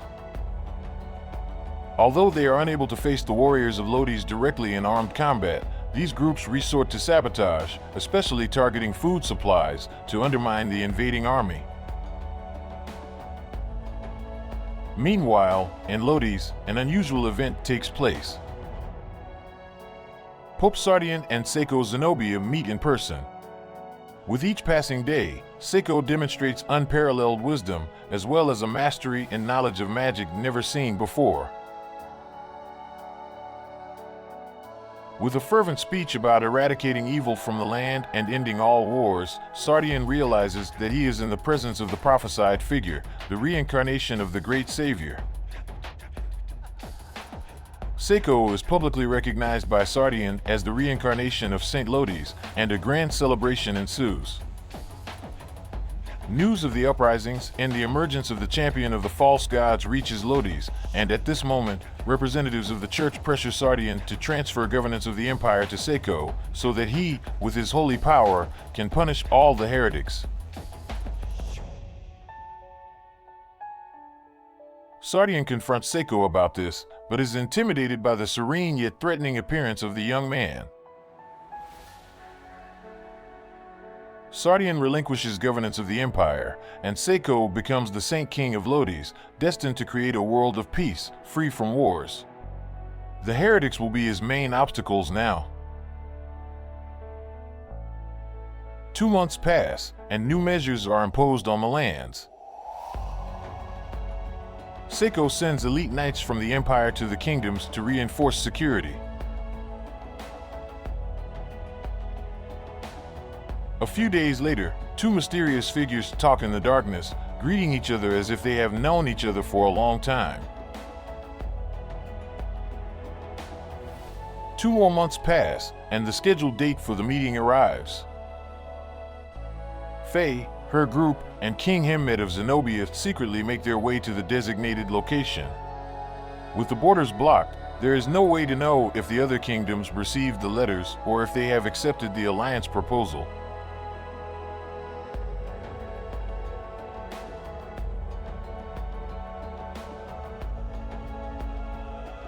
They wait in silence within the accommodations, except for Faye, who continues to pray.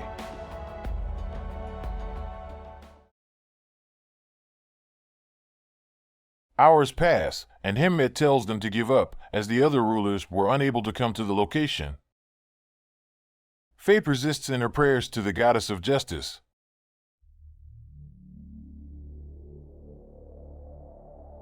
A few minutes later, heavy footsteps are heard outside the house. Sir Casper recognizes them as the sound of heavy armor, and everyone takes a defensive position.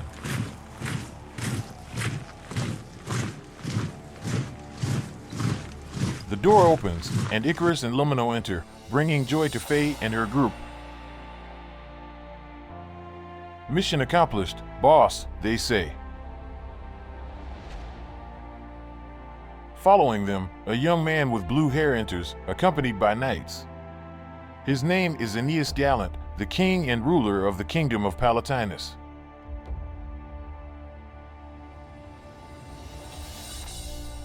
Behind him comes Rosalia Aberith, queen and ruler of the Valerian Islands, accompanied by her personal guard. The mission had succeeded. The three great rulers of the continent were gathered to discuss the future of their nations. But there was another person coming in behind. "Hello, old friend, glad you decided to come," greeted Aeneas. The person behind him was Zhao Guanyu, the emperor and ruler of the kingdom of Shipong, a small territory located east of Zenobia, across the sea.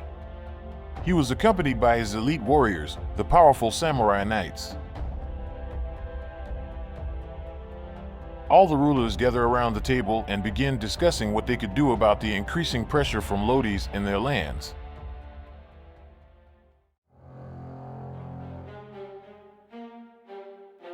They talk about the reincarnation of Saint Lodi's, Seiko, who had awakened in the empire and had claimed divine punishment for anyone who dared challenge or question him. Aeneas explains that his knights are unable to face the warriors because this divine power quickly shatters their weapons. Versailles says the same, stating that this was why they couldn't resist the domination. King Himmet says that even though they have a god on their side now, they also have one, pointing to Faye and saying that she is the champion chosen by the gods. The rulers are surprised by this statement, but Faye explains that the gods have given her the mission to free the world from the spreading evil. She tells them that there was something in the weapons of the Knights of Lodi's that empowered them, but she didn't know what it was. She also reveals the existence of a mysterious location in Lodi's that she needs to go to, and that it holds the key to everything that is happening. At that moment, Sebastian chose a poster that had circulated through the regions that day. It was Seiko's determination, saying that in order to end the rebellions and uprisings and bring peace to the land again, he would start punishing civilians until the culprits surrendered. That's why he gave a deadline of 1 month for the March of the Gods and any other revolutionary surrenders to Lodi's, otherwise all the firstborn of all second-rate families would be executed.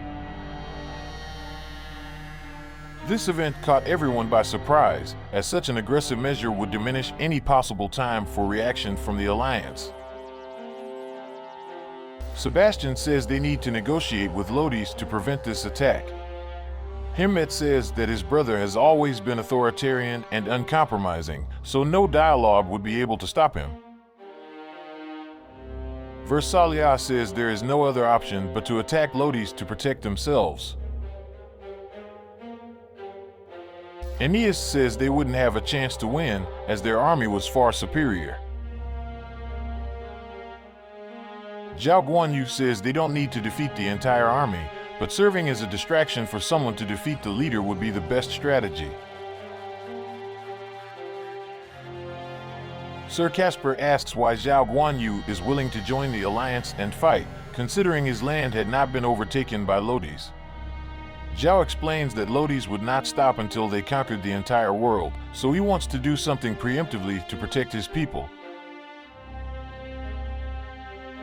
Versailles says she has already faced divine powers once, and it would require another power equally strong to confront them. Himmet says that if his brother truly is the reincarnation of a god, only another god would be able to defeat him. Therefore, The champion of the gods was the only one capable of attempting to win this battle. Faye feels apprehensive but decides to accept the mission. The rulers then decide to gather as many warriors as possible in their kingdoms to initiate the invasion of Lodi's at the beginning of the following month, simultaneously. The capital of the empire was Gallius, where Pope Sardian, the Senate, the Golden Colosseum, and the nobles were located. Thus, it would be where Seiko would be. There was only one bridge leading directly to the island, with the rest of the island protected by a magical barrier, preventing invasion from other angles. Therefore, Versalia and her warriors would attack from the west, while Hemmet would invade from the east. Zhao and Aeneas would attack from the north, and these four battlefronts would distract the Imperial army enough so that Faye and her small group could infiltrate on foot through the Palatinus border and reach their objective. Faye would only have enough time to do so while these four armies held off the enemy. With that, all the rulers agree, decide on the day of the attack, and create the Alliance of the Gods to face Lodi's.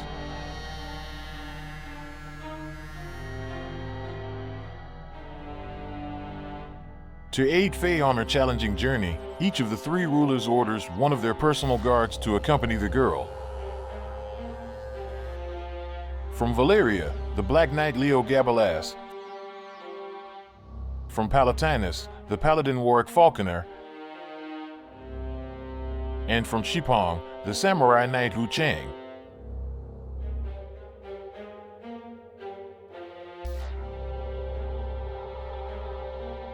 As they were concluding the negotiations, they hear a faint noise near the wall of the location and decide to investigate. Upon stepping outside, they are surrounded by Knights of Lodi's under the command of Morgana Darkmoor. Morgana says she overheard everything and was ready to execute the traitors of the kingdoms who dared defy divine justice itself. Morgana tells them to surrender and spare themselves the futility of wielding their weak weapons, but Faye says it's different now and uses her power to envelop everyone present. Faye says they can now fight against the Knights, as their weapons will no longer break.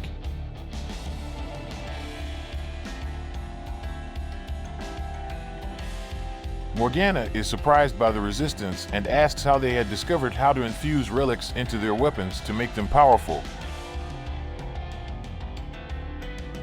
This immediately makes everyone on the battlefield understand why Lodi's was collecting relics from around the world. They would melt them down and mix them with the weapon's threads, making them semi-divine and far superior to normal weapons. Morgana says it doesn't matter, as the weapon is just a tool and requires a strong user to wield its power. With that, she enters the battle and easily defeats the warriors.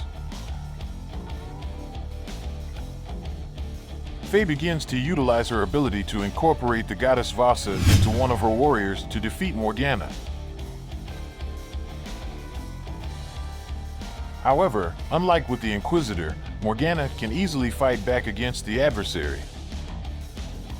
Faye asks Vasa what is happening, and she says that the user she is within can only withstand a portion of her power, but the commander is even stronger.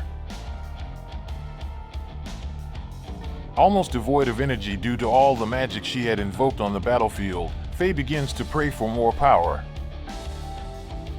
The one who hears her prayer is Groitza, the goddess of water. She decides to help Faye in exchange for a powerful artifact that Faye would find in the future. Groitza is incorporated into one of the warriors, and they finally begin to inflict damage on Morgana. Morgana is defeated, and her weapon is thrown aside. In the moment of the final blow, she addresses Faye, saying that her powers are a charade. She would be manipulated by malevolent gods masquerading as true gods, and that she was dooming this world to their dominion. "You are bringing destruction, not peace," she says. At that moment, doubt seizes Faye. She recalls having to kill Soren to continue her journey, all the suffering that people would endure because of her, and all the mysteries surrounding the voice she began hearing after the attack in the square.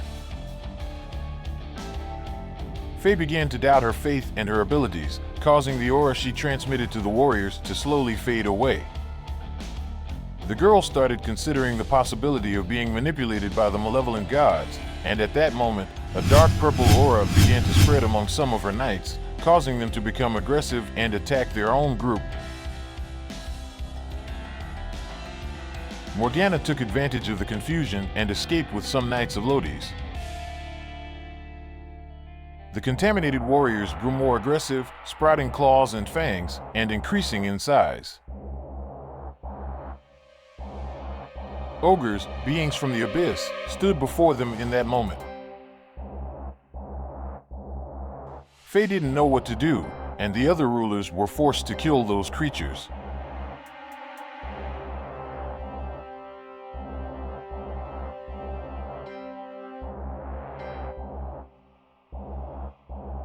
With a heavy conscience, knowing that what had happened was her fault, the girl was embraced by the rulers. They explained that one should never doubt oneself and always move forward with conviction. Only then could victory be achieved.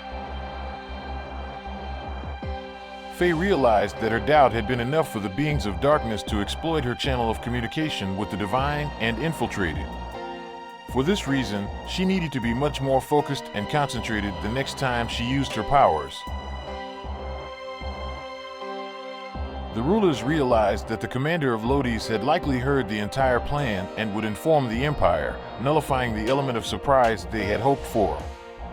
Since there was no time to devise another plan, they decided to proceed on the designated day.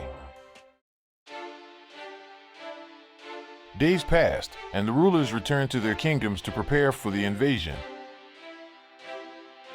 Now armed with the knowledge of the power source behind the knight's weapons, the rulers decided to infuse their army's weapons with the remaining relics they could find. Morgana returned to Lodi's and informed the Empire of the invasion and the predetermined date. Seiko ordered the return of all Templars who were on missions to protect their homeland. The girl and her group advanced from the northeast, facing any resistance until they reached the Palatinus border. They headed north and waited near the border with Lodi's, which was heavily guarded. 3 days remained until the day of the invasion, and they needed to find a way to cross that border. When they were in a nearby village to buy supplies, they encountered the merchant Andreas and his mysterious crates once again. They asked him what was in the crates, and he replied once again that they were a special delivery for a person on the other side of the border. Faye asked Andreas how he managed to cross the borders, as they were completely sealed. The merchant said he knew of a secret mountain passage that merchants used for smuggling, allowing them to avoid detection. Faye negotiated with the merchant to let them join the crossing hidden in his cart, providing them with a way to pass through without being discovered. With everything settled, the group decides to have one last meal together before the start of their plan. There were no guarantees that they would survive, that the other rulers would be able to hold off Lodi's armies, that the answer to defeating the Empire lay in the mysterious location, or that they would succeed in confronting and defeating Seiko, the reincarnation of a saint sent by Filler himself. All they had in that moment was each other and the hope in their hearts. 2 days remained until the designated day. The group crossed the border from Palatinus into Lodi's undetected in the merchant's cart.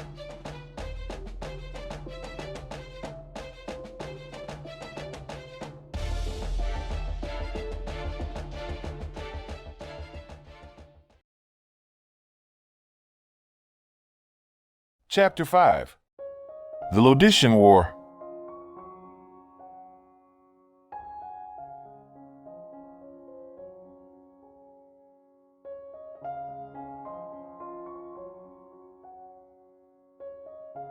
The merchant drove them to a solitary house in the middle of the mountains and asked them to disembark, as they had arrived at the location of his delivery.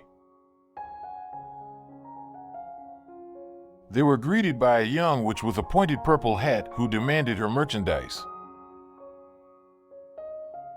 Andreas opened the crates, revealing several shiny silver pumpkins.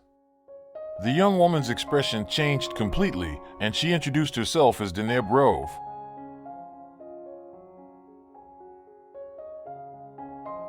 Deneb asked if they were the invaders who would attack Lodi's in the following days, as she recognized the Zenobia accent since she hailed from there as well. Faye and her group were surprised, but Deneb explained that this information had been spread throughout Lodi's as propaganda to motivate the knights to face the possessed heretics and those seeking to dethrone their savior once again. The witch provided them with directions on where to go to continue their journey and wished them good luck.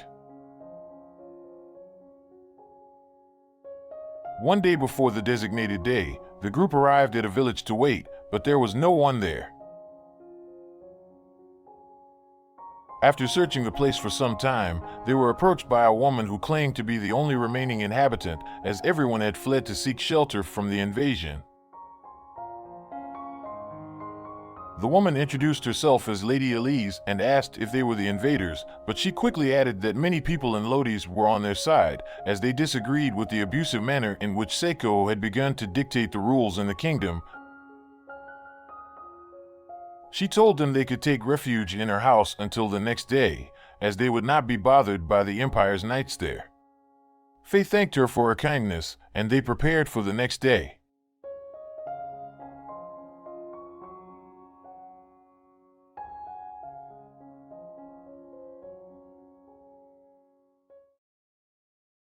Finally, the day of reckoning had arrived. The armies of the Alliance of the Gods were prepared on their ships to execute the plan. The Holy Lodisan Empire had divided its troops as expected to confront the invaders. 3 supreme legions were positioned at each of the 4 points of direct confrontation, while the remaining 3 divisions were stationed in galleys to protect the Pope and the Saint King.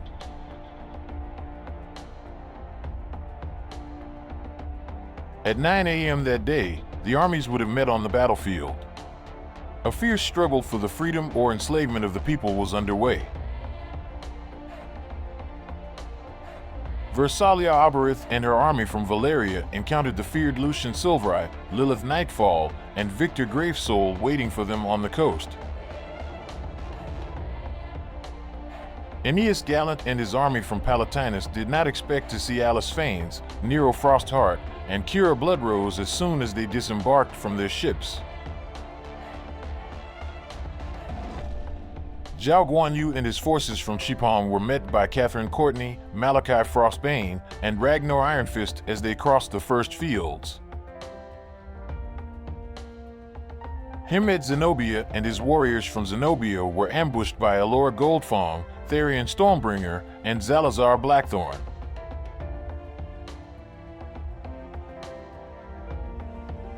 There was no dialogue between them. The Lodisans were focused on exterminating those under the influence of evil and bringing the war to their territory. Knights and elite warriors from both sides clashed, armed with equivalent weapons due to the Empire's secret being exposed.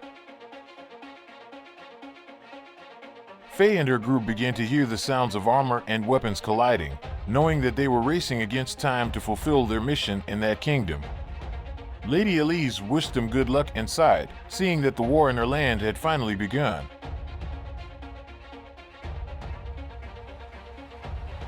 Faye and her group advanced through the center of the continent and saw a man facing an entire group of adversaries alone. They didn't seem to be Lodi's knights, as they were not wearing armor. They decided to help the man and began attacking the enemies, who quickly retreated and fled. The man did not express gratitude and instead continued to aggressively advance toward the group. Faye realized that the man was out of control and ordered the spellcasters in her group to try to restrain him with magic. The spells managed to calm the man down. He introduced himself as Maximilian Whitman and explained that he didn't remember his past, only that he sought revenge against anyone associated with Lodi's. Faye informed him that they were also fighting against Lodi's and that someone as strong as him would be a great asset.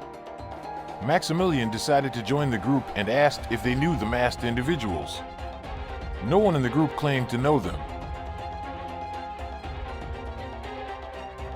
They continued on their path toward the Library of Divine Wisdom until they encountered a division of knights from the Stormrage Legion, led by the elite commander Roland Whittlesbach. Roland was delighted to see the group, as there was a great reward for those who defeated heretic invaders, and he immediately envisioned himself living in his own mansion, surrounded by women and servants. Faye prepared her group for battle and questioned the commander if gold coins were worth more than lives. Roland stated that innocent lives should be protected, but as they were servants of evil gods while he followed Filler, the true god, it didn't matter. He only desired a comfortable life filled with luxury. Faye expressed that people who only think of their personal pleasures could never fight for the justice of others.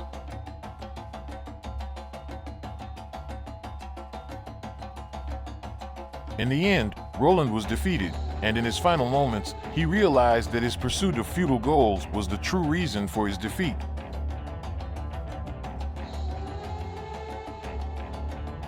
The group continued their advance toward their objective. In Gallius, Pope Sardian is informed of the events on the battlefield. Suddenly, a messenger arrives and informs him that a large group has been sighted near the island to the east. Sardian asks Morgana who it could be, as she had reported that only 4 armies would attack the Empire that day. Morgana claims not to know who it could be, as only the Alliance rulers were present on the day of the treaty. Sardian orders her and Corvus Ravenclaw to head to the location and investigate whether it poses a threat or not.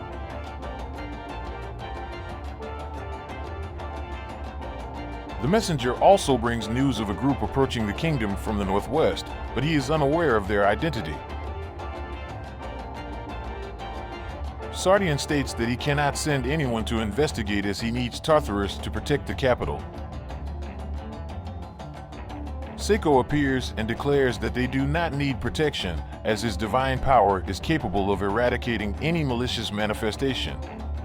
He then orders Tartarus to confront the group. The formidable knight sets off towards the designated location.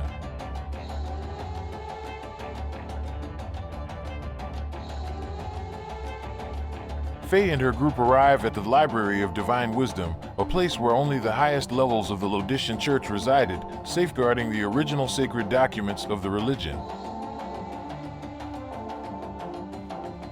This was precisely the location Faye had seen in her vision, and just like in the temple in Zenobia, something seemed to beckon her inside.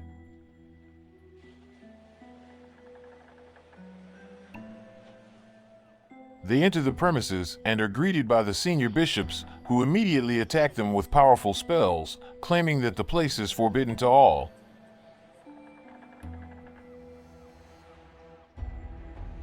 Faye tries to reason with their adversaries, but to no avail. Her group begins to engage in battle against the bishops, only to realize that they are not casting spells of light, but rather spells of darkness. Perplexed, they also notice that the adversaries begin speaking in a strange language with a much deeper and distorted voice, similar to those who transformed into ogres during the Alliance meeting. After a grueling battle, the group emerges victorious. The mystery of why individuals who should have been protecting the most sacred writings of the kingdom exhibited such behavior bewilders the group, yet they press on toward the end of the location. Meanwhile, on the battlefield, Morgana and Corvus spot a fleet of black ships approaching. It was Captain Bartholomew Drake, Lady and Bonnie Blade, and Long John Gothan, three powerful pirates known for plundering the seas between the kingdoms.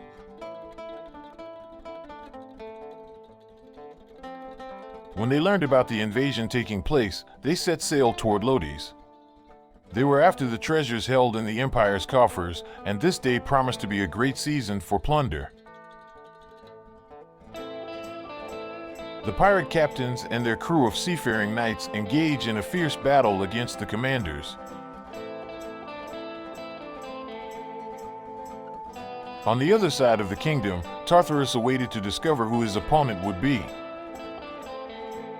He was taken aback by a familiar silhouette accompanied by an army. "Long time no see, Alphonse," said the current ruler of the island of Ovis, Queen Ivana Batril. The knight asked what she was doing there. Ivana revealed that she had long awaited an opportunity to seek revenge against Lodi's and gain independence for her land, and that this perfect moment had been foretold by someone very important. Standing beside the queen was another significant figure from Tartarus' past. "You've become nothing more than a puppet of Sardian, as expected.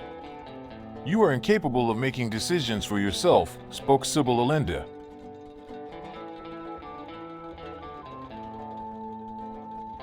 Tartarus insisted that it didn't matter because Sardian stood on the right side of history.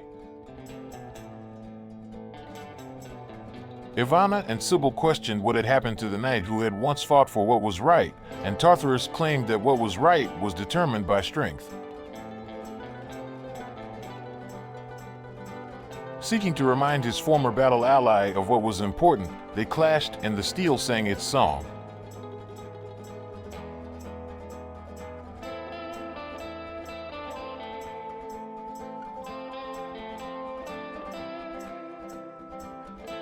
Inside the library, Faye and her group pressed forward against more enemies exhibiting the same behavior as the bishops from earlier. Eventually, they arrived at a stone wall inscribed with ancient writings. Faye approached the inscriptions, and they began to glow for her. A voice echoed in her mind, stating that this was a sacred place where the history of the gods was recorded, and that she could ask only one question. Faye decided to inquire whether Philur, the sole god worshipped in Lodi's, was the one true god of their world and whether the Lodicians were right.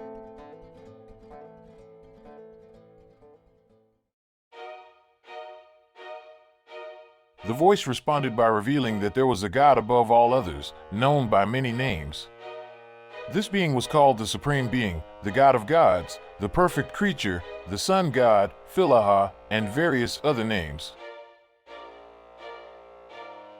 However, something deliberately hidden and forgotten was that this god had a brother who was also known by several names, one of them being Philur. Other possible names for him included the Moon God, the God of Abyss, the Supreme Creature of Shadows, the King of Ogres, Demunza, and many more. Long ago, the creatures of the Abyss who worshipped this being disguised themselves as humans and infiltrated the library, replacing the original writings with ones that stated the Supreme God's name was Philur, falsely associated with the Sun God, in order to increase their master's power through devoted followers. Since the bishops were among the highest ranks of nobility in the kingdom, they could not be questioned, and the population began worshipping Philur as planned by these beings. Demunza then used his power to prohibit other divine beings from speaking about him to humans. He wants to eliminate the other gods and dominate the world. Faye resolved to question Pope Sardian and Seiko, for with their assistance, they could bring an end to this war and halt the advance of the true evil manipulating them all. The voice instructed the girl to take a piece of stone from the wall, which would serve as proof at the right moment to confirm the truth she had learned. Faye looks back and sees her entire group waiting for her to finish her vision, except for Maximilian, who pays close attention to what is being said. Faye asks him if he can hear the voice too, and he confirms it. The voice speaks again, this time addressing the man and questioning what his one question would be. Maximilian asks who he is, since he has no memories, and the voice begins to explain. When Sardian began to fuse weapons with sacred relics, he had the idea to create someone much stronger than an ordinary person in the same way. So he started using prisoners of war as test subjects, injecting the melted relics into their bodies to create a true human weapon for the Empire. All the test subjects died in the process, except for Maximilian, who ended up gaining strength and resilience above normal limits. This super warrior began to be used in campaigns, as Sardian held his wife and son hostage. However, one day he learned that his wife and son were no longer alive, and he was being blackmailed without knowing it. At that moment, Maximilian unleashed his fury and began attacking the Knights of Lodi's, who were unable to contain him. Maximilian managed to escape the clutches of the Empire, but one of Sardian's spells hit him, affecting his memory.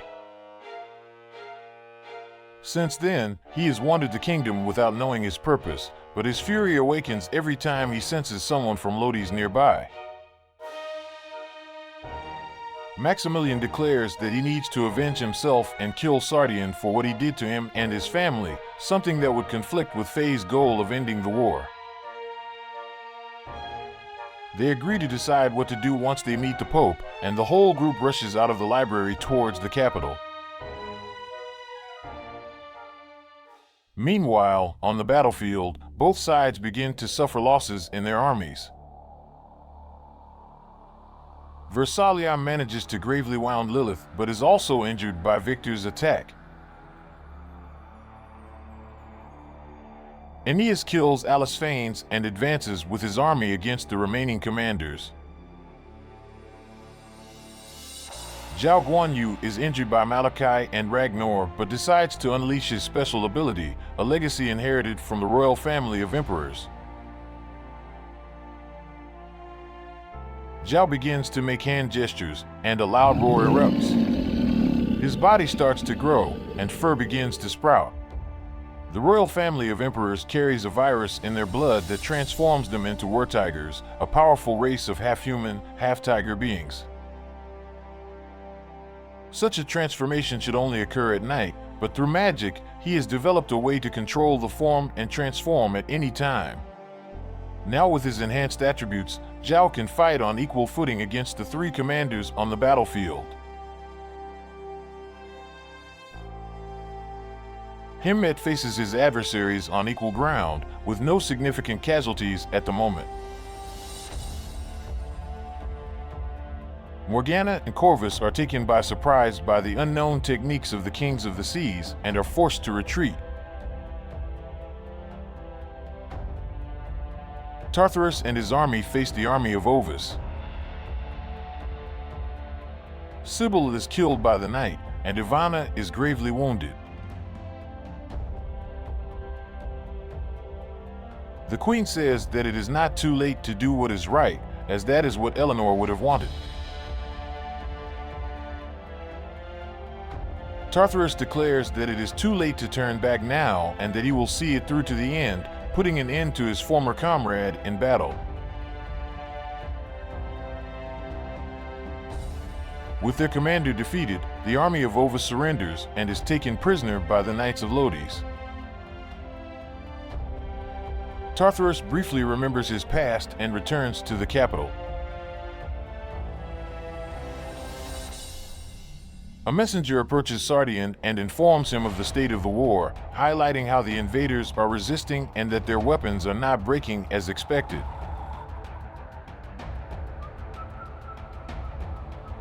The Pope realizes that their adversaries have likely discovered the secret of the Empire's armament. Sardian then goes to a separate room and orders his secret weapon to be unleashed on the battlefield. A mysterious group departs from the capital and heads northeast. On their way out of the library, Faye and her group are ambushed by two commanders of Lodi's. Knight Rowena Habsburg of the Thunderbolt Brigade and Igraine Montague of the Legion of the Ruby Rose. Igraine asks which kingdom they are from and expresses sadness over the honorable citizens of Zenobia bowing before false gods, but she assures them that she will visit their land once she is done with them. Rowena, on the other hand, is ecstatic about the imminent battle, as she has finally found something she is good at after all these years, fighting and killing heretics. Faye tries to explain that Filler is a false god and that they are unwittingly aiding the forces of evil by fighting in his name, but it proves futile in avoiding the confrontation. Both commanders are extremely powerful in combat, but with the help of the gods, Faye's group manages to defeat them. Igraine finds it impossible to have been defeated, as there were still many lands and places she wanted to see in her life, and she believed she deserved it for all the services she rendered to Lodi's. Severely wounded, Rowena declares that she will never be defeated by inferior people like them, and to prove that she is the Empire's greatest killer, she takes her own life.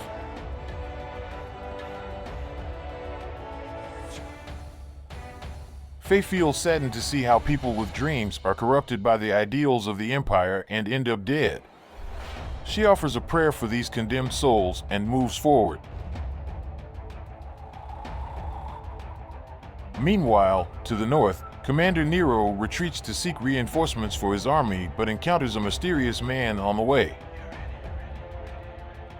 It is his brother, the renegade ninja Gawain Frostheart, who had been expelled from the Empire's legions and awaited a moment of weakness to challenge Nero and prove himself the stronger of the two.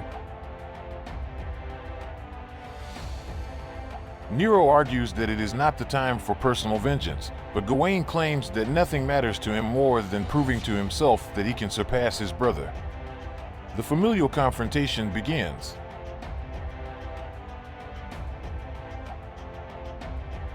To the west, Versalia and her army pushed forward, but something was coming their way.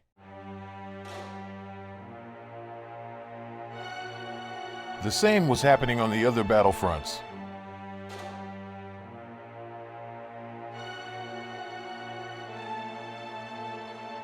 Versalia sees her foster brother, Danamorn, approaching her. She is in tears, believing he was dead since the dominations and blockades, as she hadn't heard from him. On the Palatinus battlefield, Aeneas sees his father, Magnus Gallant, coming towards him. He drops his sword, for he had been told that his father was dead. In the northwest, Zhao Guanyu encounters Destin Ferota, Aisha Noodle, and Sarah Dinkarm. In the southeast, Himmet meets prominent figures from the Kingdom of Zenobia, the Knight Merton Walhorn and Warren Omen. Although they were familiar faces, they were no longer the same. Sardian's secret weapons positioned themselves to attack. Meanwhile, Faye and her group continue towards the capital but are intercepted by two men, Canopus Wolf and Gildas Byrne. Icarus and Lumino, along with Sir Casper, sense that something is amiss and order them to step back. The two men assume an attacking stance and advance towards the group.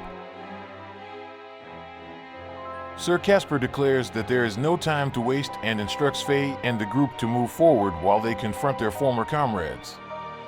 Sir Casper engages in a duel against Gildas, while Icarus and Lumino face their former captain in the skies. The group proceeds, only to encounter two more warriors, commanders of the Order of the Silver Dawn. They are the Enchantress Guinevere Sunstrike and the Knight Cedric Lancaster. Cedric vows never to let evil prevail and is prepared to sacrifice his life to protect the citizens of Lodi's from the invasion of the heretics corrupted by the ogres. Guinevere states that it is the duty of good people to fight against evil and to show the divine truth to those living in darkness. Faye argues that they are mistaken, that they are not the evil ones, and Lodi's is the one invading lands and bringing violence to good people.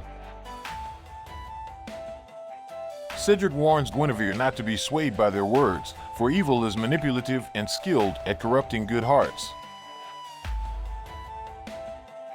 Faye realizes that her enemies there are not bad people, but rather individuals who have been deceived by the influence the Empire exerts on its people.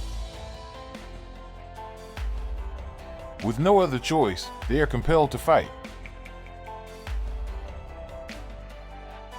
Cedric invokes the powers of light to vanquish his foes, while Guinevere specializes in paralyzing her adversaries. The battle is fierce, but in the end, the adversaries of Lodi's are mortally wounded. Cedric laments his defeat, asking forgiveness from his family and Guinevere for not being able to eradicate all the evil in the world and protect the weaker ones. Guinevere regrets not having been strong enough in her faith and apologizes to Cedric for not being able to survive and give birth to their child, whom she carried in her womb at that moment. They die embracing each other, symbolizing the true hero and what he sought to protect, his own family. With uncertain how much longer the Alliance could hold off the forces of Lodi's, Faye and her group press on, crossing the bridge and heading towards the entrance of the capital. Meanwhile, on the battlefield, the warriors of the Alliance struggle to face their adversaries. Danum tells Versalia that she has always been weak and in need of others to carry and protect her. This destabilizes the Queen and lowers the morale of her army.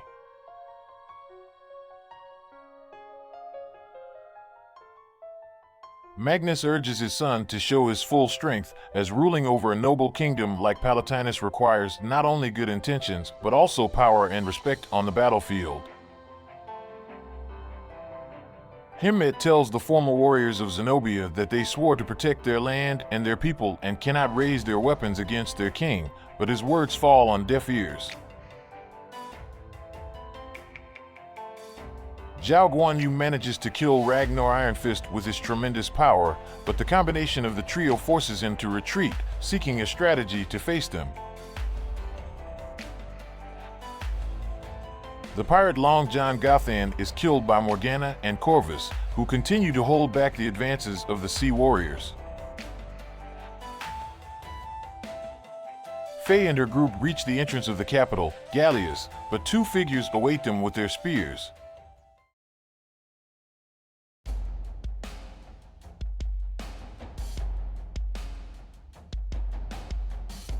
They are the two commanding generals of Lodi's, Balxaphon Rams and Valak Winzelf. They order the group to abandon their plans and kneel before Sardian. The voice in Faye's head warns her that they are formidable adversaries, and there is no more time to waste as the defeat of their allies is imminent. At that moment, a familiar voice approaches them.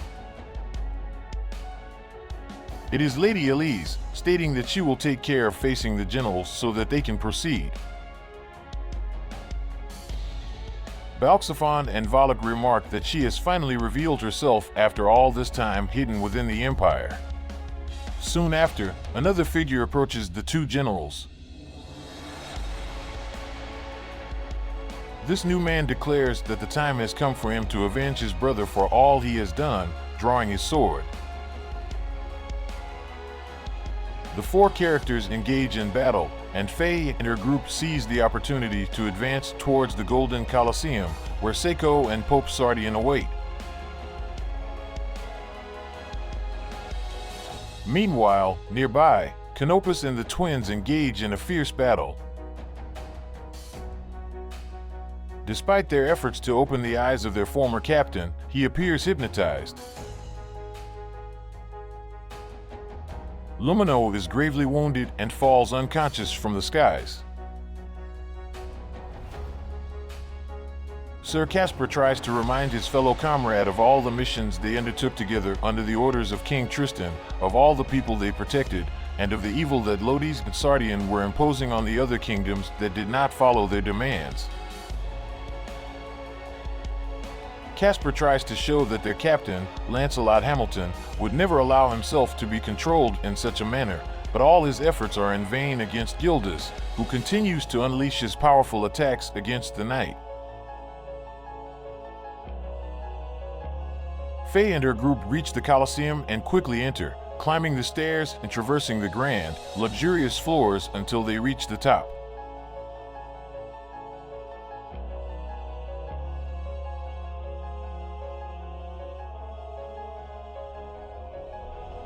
There, they find Pope Sardian and Knight Lancelot Tartarus, along with their commanders, awaiting the confrontation. Maximilian declares that he will kill Sardian for what he has done to him, but the Pope claims that he, too, was a failure because he was not fully committed to the dogma of the Church of Lodi's. Faye tries to engage in dialogue with Sardian, attempting to explain that there is a misconception in their religion, but the Pope dismisses her words as demonic heresy, asserting that no one can criticize the supreme God-filler. Sardian declares that if the champion of the gods is correct and her gods are the true ones, they should prove it with the strength of their faith through their swords. Tartarus assumes a fighting stance, and upon looking at Faye, recognizes her from the events in the square during the invasion. Faye is filled with dread as she remembers all those who were killed by him in that attack, vowing to avenge them in the name of justice. The confrontation begins. Sardian employs powerful forbidden spells and secret techniques of the Church of Lodi's, while Tartarus combines his superhuman abilities and divine weapon. The armies clash in a fierce and brutal struggle. The fate of those kingdoms rests upon this battle.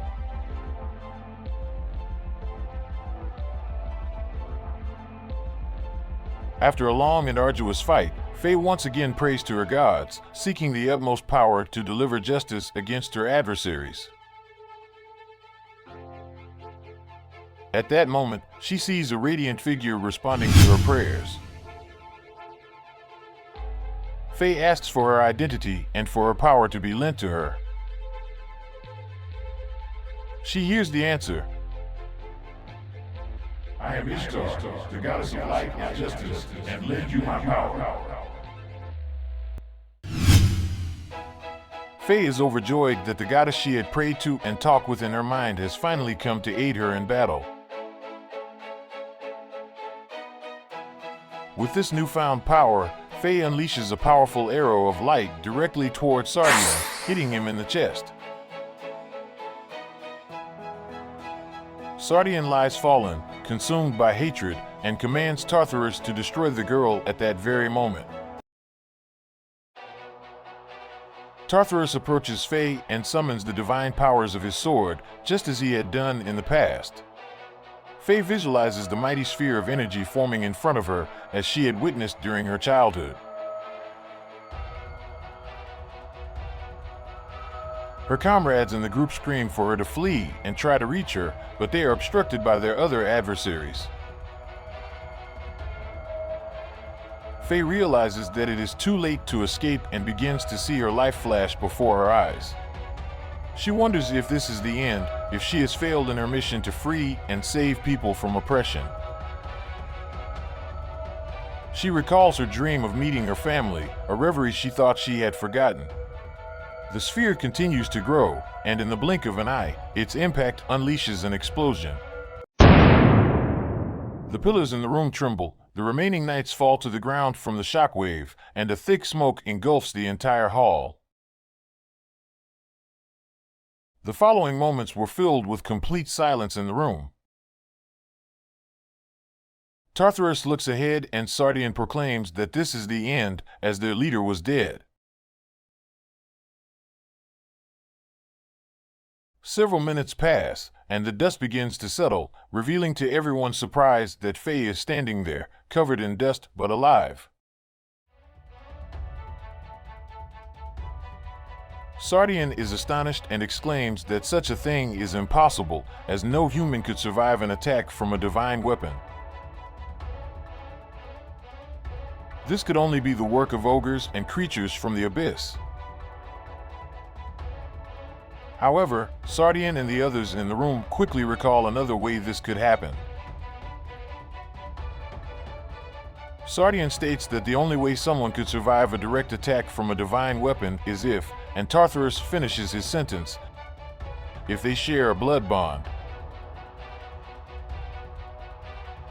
How is that possible? Sardian asks.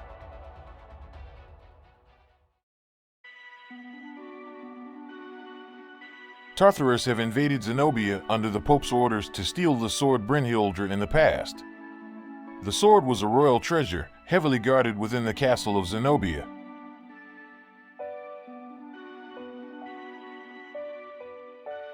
The knight needed a way to infiltrate, so he found one of the castle's maids and seduced her into taking him to the rooms inside the castle secretly at night. He lay with the woman to maintain his disguise, and when she was asleep, he took the weapon. As he was leaving the castle, he was discovered by Hamilton, and that's when they dueled, resulting in the knight losing his eye. Tartarus managed to escape, and the woman from the castle became pregnant from that night. To conceal the fact that she was responsible for the knight stealing the sword that night, she left the child at the temple of the goddess of justice as a way to absolve her sin that almost brought about the destruction of the world.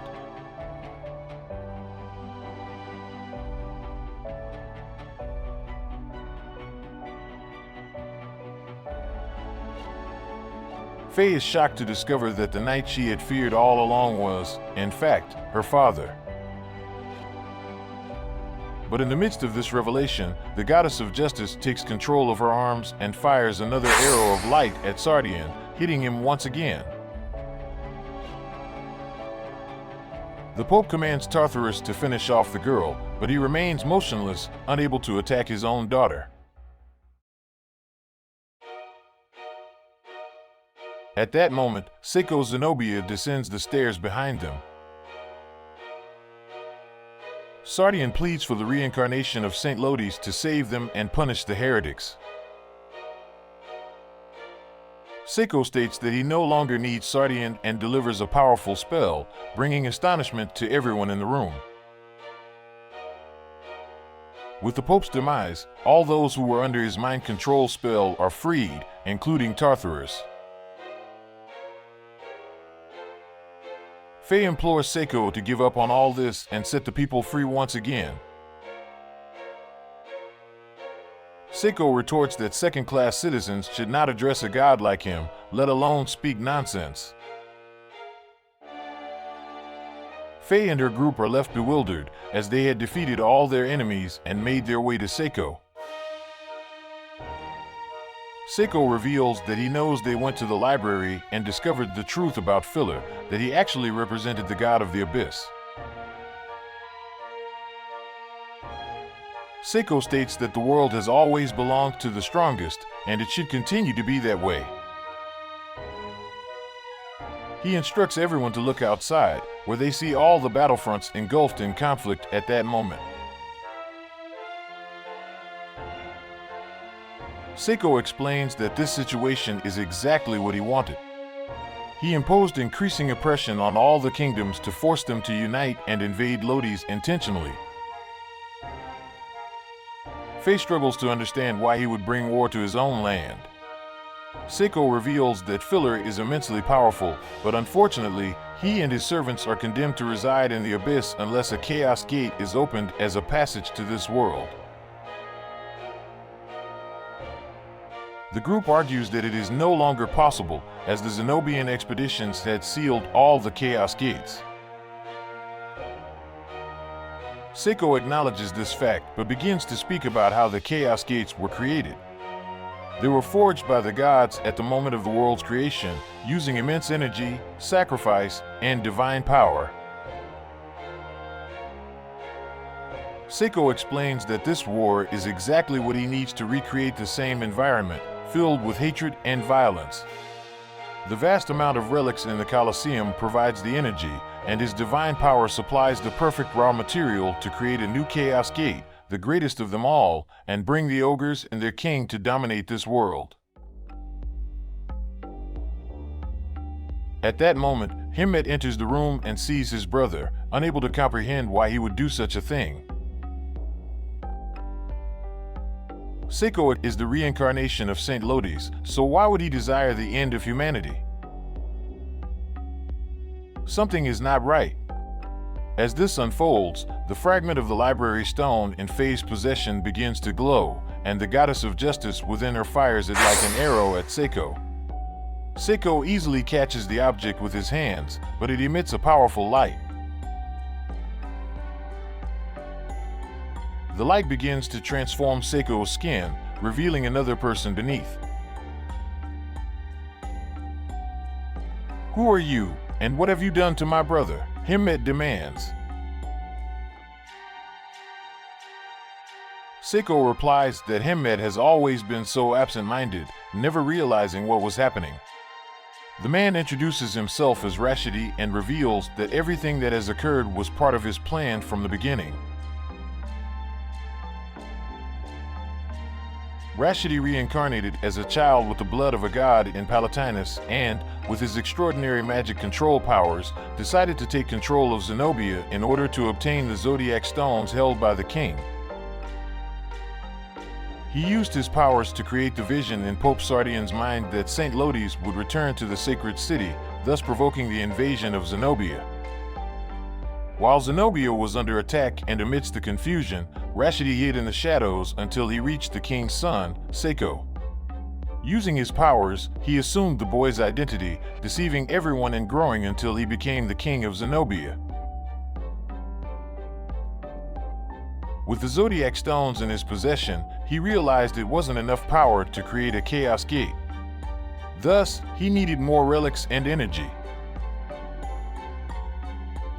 He approached Sardian and tricked him with the lie of being the reincarnation of Lodi's, gaining access to all the relics and imposing rules to generate a war among humans, another crucial element of his plan.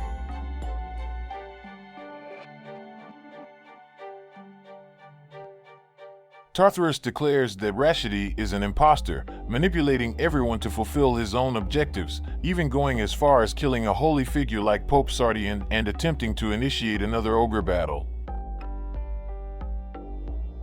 Rashidi retorts, calling the knight a hypocrite, stating that he also believes in the rule of the strongest over the weak. He was merely ensuring that it happened.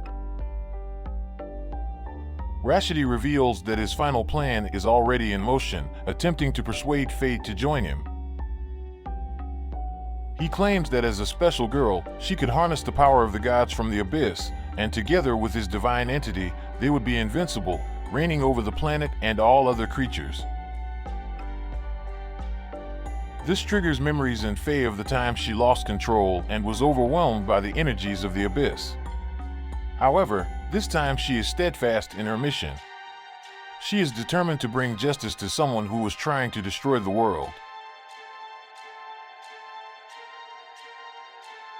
Rashidi warns her that if she doesn't want her to join him, she is useless, and unleashes a powerful beam towards the girl. Tartarus throws himself in front of his daughter, taking the brunt of the attack and collapsing onto the ground. Rashidi laughs at the situation, never imagining that a legion commander of Lodi's would be capable of genuine emotions, and starts his spellcasting. Faye rushes to Tartarus, who urges her to stop Rashidi from destroying the world. He believes that only someone with a pure heart and the power of the true gods can stand against him. Tartarus then faints, and Faye holds his body in her arms, aware of the atrocities he committed, yet still acknowledging the familial bond they share. Rashidi completes the spell, pouring a portion of his blood onto the ground as the divine component required for the final step. An enormous explosion reverberates across the continents, capturing the attention of all who were engaged in battle. A massive hole opens at the center of the Colosseum, and terrifying creatures begin emerging from it. Rashidi had created a new Chaos Gate, a portal connecting the heavens and the abyss, initiating a new ogre battle.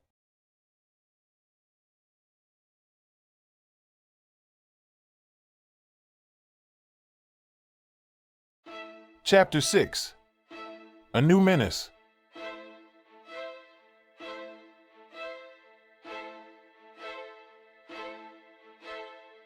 Enormous ogres begin emerging from the hole, demonic beasts soar overhead, and violent demons align themselves with Rashidi. The demons inquire if they can now dominate the earth, and the powerful sorcerer states that there is something that must be done first. The reason the ogres lost the first ogre battle was due to the interference of the gods in favor of humans. Now that the gods were weakened, Rashidi and a portion of the ogre army would ascend to the heavens to exact revenge on these deities and prevent any further interference. The remaining ogres, who would stay on land, inquire if they can kill all humans. Rashidi affirms their request, as he no longer needs them since he controls the most powerful army. Without hesitation, the sorcerer spills more of his blood, reactivating the portal and teleporting himself to the heavens. The ogres start advancing toward the group, who find it incredibly challenging to contain them, as these creatures possess immense strength. Himmet realizes that they must pursue Rashidi and defeat him since the Chaos Gate was opened with his blood, and only his defeat can close it. Faye expresses her doubt, as they lack powerful relics and divine blood to open the portal and ascend to the heavens. With no other options, they are forced to retreat while facing the ogres.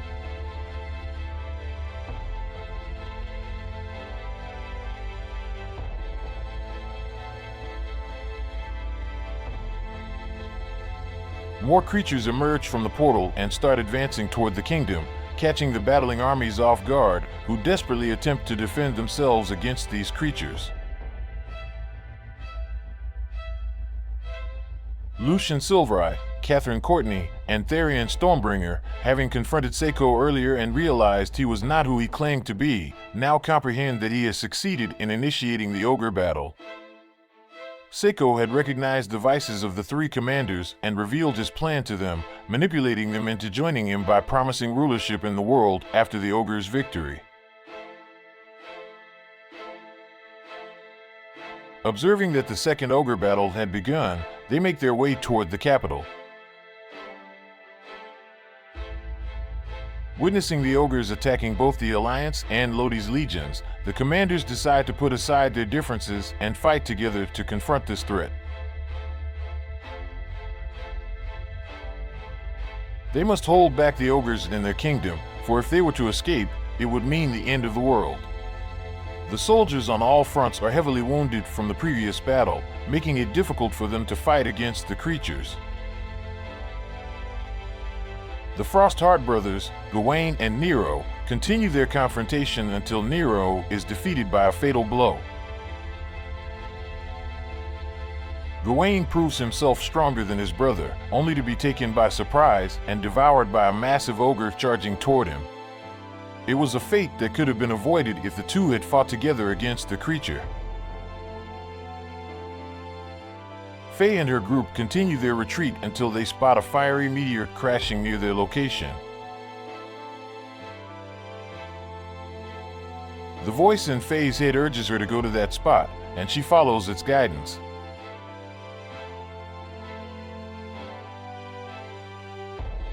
In the meteor's crater, they find a knight in blue armor. She introduces herself as Fenril the Ice, a warrior of the sky sent to seek help from the champion of the gods since the heavens were being invaded by ogres. Faye explains that all of this is Rashidi's fault, which frustrates Fenril as she had already faced this adversary and knew the danger he posed.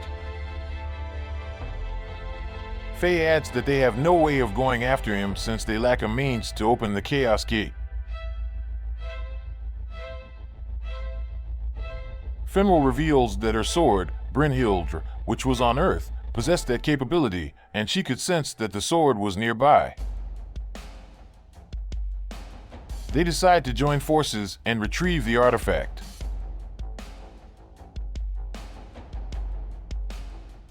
On their journey, they encounter Sir Casper and Gildas battling some ogres. They assist the two knights and explain what is going on.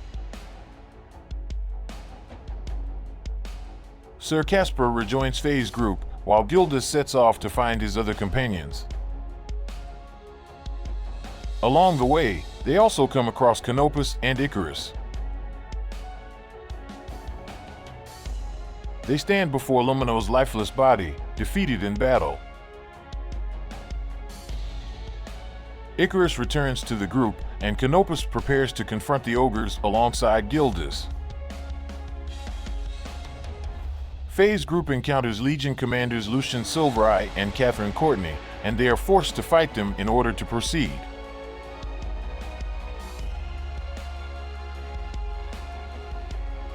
Despite their skill, the enemies are heavily injured from previous encounters, and as a result, they are defeated by the combined attacks of the group.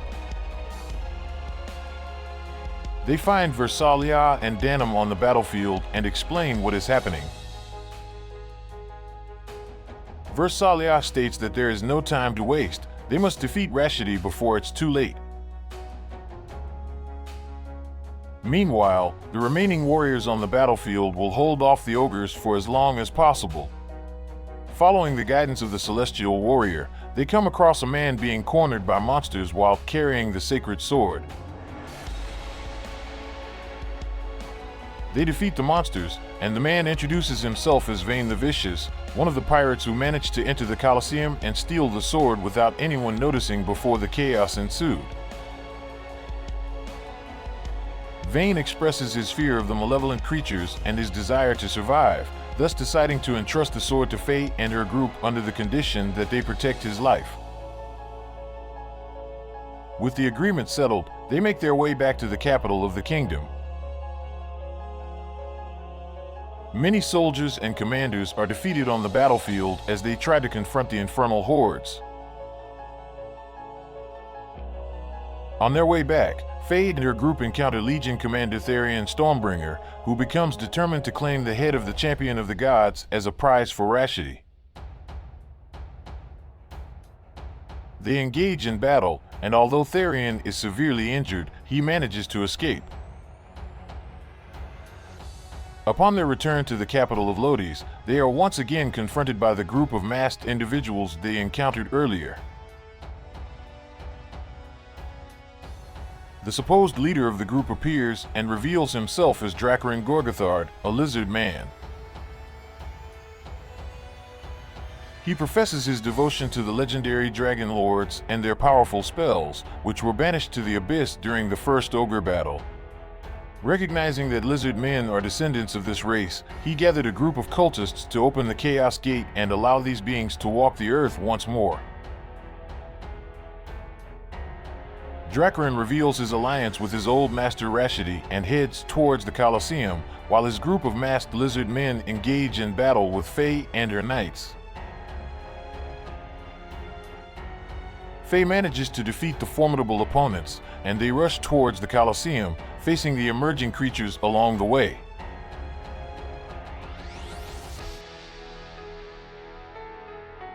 They arrive in the main hall once again, and Fenril commands her sacred sword to open the portal and take them to the heavens. However, the path that opens leads only to the abyss. Seizing the opportunity provided by the open portal, Dracarin dashes and leaps into it, being teleported away before the portal closes. Rashidi had mentioned that divine blood was also necessary to open the portal to the heavens, which causes the group to lose all hope, as acquiring such blood seems impossible. Faye then seeks guidance from the gods once more. She kneels down and begins to pray to the goddess of justice, seeking guidance once again and expressing gratitude for the times when the goddess spoke in her head and offered guidance. Ishtar responds to her call, but reveals that she only had contact with Faye during the battle against Sardian and had never spoken to her before that moment. Confused, Faye had believed it was the goddess guiding her through her prayers. Ishtar advises her to communicate with the voice that speaks in her head, assuring her that she will find the answers, and then disappears. Faye resumes her prayer, this time not directed to a specific deity but to the voice that speaks in her head. "Who are you?" she asks the voice. I am you. The voice responds. I am the miracle you wish to become. At that moment, Faye is engulfed in a brilliant light that nearly blinds everyone in the room. "Who am I?" the girl asks the voice. You are the light of hope, the salvation of the condemned, the faith of the desperate. The voice says. You are my perfect vessel, born from the union of a noble Lodician and a humble Zenobian. My power in you was awakened through contact with the divine, and ever since that moment, our mission together is to bring peace, to ward off the shadows that seek to take control, and to fill the world with light. You've already shown that you're worthy. My name is Saint Lodi's, and to you I bestow all my power. Understanding her origins and her destiny, she merges with this previously unknown part of herself, embracing her role in the world and awakening her divine heritage.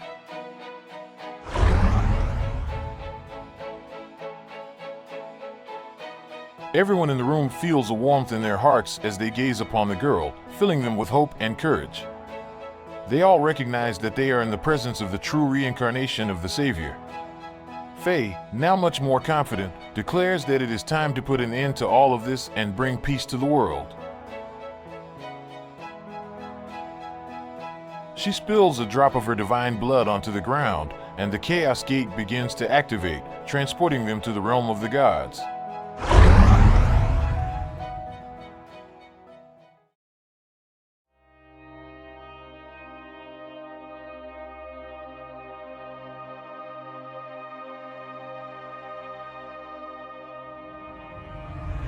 Upon arriving in this new realm, Faye and her group witness a true massacre. Angels, gods, and ogres lie dead along their path.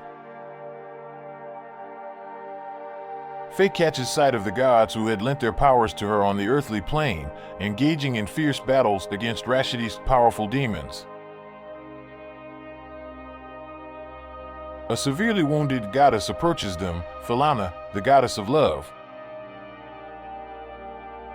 They inquire about Rashidi's whereabouts, and Philana reveals that he is heading towards the abode of the Supreme God, the Great Father, the highest entity, Philaha, in an attempt to steal his power and become immortal, omnipresent, and omniscient. Philana points them in the direction, then collapses lifeless. Faye and her group rush towards the location, facing off against creatures that try to impede their progress. While running, Faye asks Femoral if Philaha could not defeat Rashidi, but the knight explains that Philaha withdrew to his abode after the end of the first ogre battle, and since that day, he has never been seen in the realm of the heavens. They reach the doors of Philaha's sanctuary and find Rashidi, ready to open them. Faye implores him to give up, assuring him that he will be defeated, as light always surpasses darkness.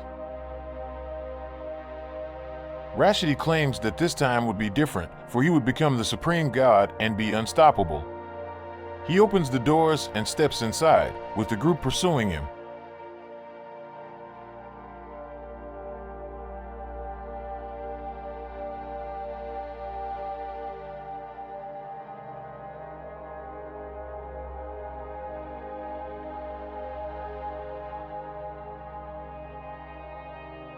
Inside the sanctuary, there is nothing.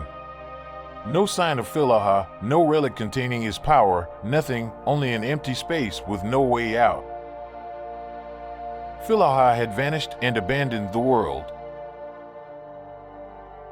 Rashidi becomes extremely enraged, as obtaining supreme power was all he desired in that moment. Faye tells him to give up, as there was no way out for him, he was surrounded. Rashidi reminds the girl that she is speaking to a god and that he won't be easily defeated. He displays the 12 zodiac stones he obtained in Zenobia and begins absorbing their powers. Furthermore, Rashidi reveals that it wasn't a total waste of time coming to the heavens, for he had found something very special. He shows the black diamond in his hand, an artifact that possessed the same power as the 12 stones combined. He absorbs its powers as well.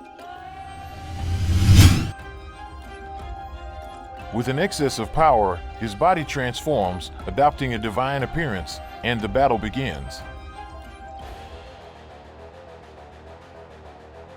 Rashidi invokes malevolent spells while his abyssal servants attack the group. The god's powerful attacks prove to be much stronger than anticipated, and the warriors in the group are forced to defend themselves. Faye realizes that they have no means to advance and strike their enemy, so she has one last idea. Now with her divine power activated, the girl mentally connects with all the gods who still stand in the battle in the heavens. Faye apologizes on behalf of the humans who ceased worshipping them, diminishing their powers and bringing about their imminent demise. She implores their help, for they can trust in humanity one last time, lending what little energy remains to her warriors so they can defeat the absolute evil that stood before them. The gods respond that there is not enough power, as they have been greatly weakened by the lack of human faith for so long. Faye then focuses and mentally connects with all the humans fighting against the ogres in the lower realm. Faye addresses all the knights and warriors of any nationality who were in Lodi's and tells them that despite their differences, beliefs, and cultures, they are all humans. The forces of darkness manipulated them to face their brothers and hate their neighbors. All of this was meant to inhibit the strongest and most unique energy that humans possess, which the ogres envy: the ability to love and have compassion. Faye implores each knight to send forth their beliefs, prayers, and dreams towards the heavens, for human hope would be the light to pull them out of the darkness. The girl's inspiring words touch the hearts of each knight on the battlefield, and soon after, the gods inform her that they are receiving the energy of the humans and growing strong once again.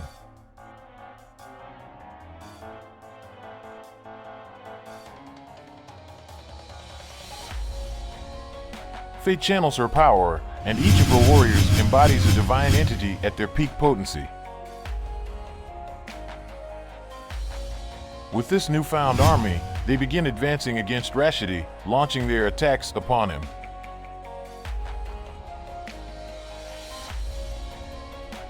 Rashidi claims it is impossible for a human to challenge a god, only to be struck by arrows from the goddess of justice.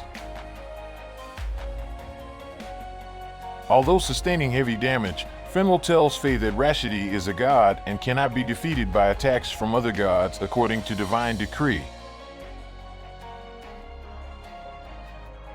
And what about an attack from a divine weapon made by a human? A deep voice asks. Faye looks back and sees Tartarus, who was also teleported to the heavens, injured but running toward Rashidi. The knight leaps towards his adversary and plunges his divine sword into the heart of the god. Rashidi starts to bleed and cast spells against Tartarus, but he holds firm and pushes them both to fall from the clouds. As they were descending, Tartarus reminisces about his past, how he sought to fight for what he deemed right, and how justice was paramount to him. The mighty knight finds solace in knowing that he can finally reunite with Eleanor as a hero, not as the villain he had been in recent years. He hopes that his daughter will not follow the same path he did and can do good for the people around her. In his final moments, Tartarus commands his sword and activates his divine attack. A massive explosion that completely disintegrates both of their bodies is witnessed in the skies across all continents.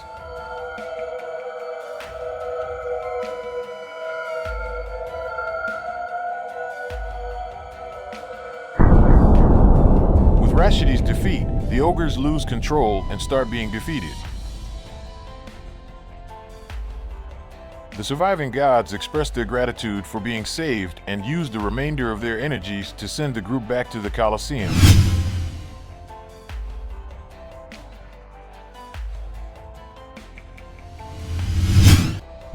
Fate channels her divine energy and performs the final sealing of the Chaos Gate.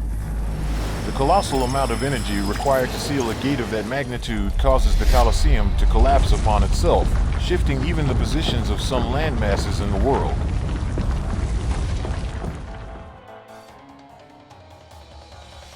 Thus concludes the second Ogre battle, with Rashidi's defeat and humanity's victory, this time with the humans saving the gods.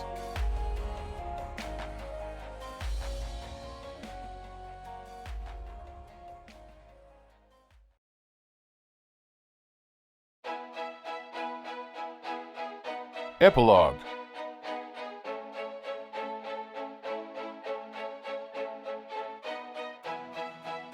In the days that followed, the knights were tasked with hunting down and exterminating the remaining abyssal creatures that roamed the land.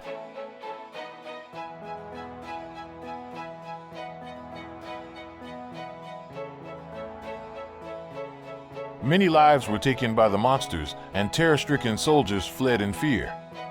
Countless homes were destroyed in the wake of war, irreparable losses fueled by hatred and intolerance. A few days later, in the capital city of Galeus, the commanders of the Alliance of the Gods gathered with the senators of Lodis to sign a peace treaty to end the war and, most importantly, secure independence.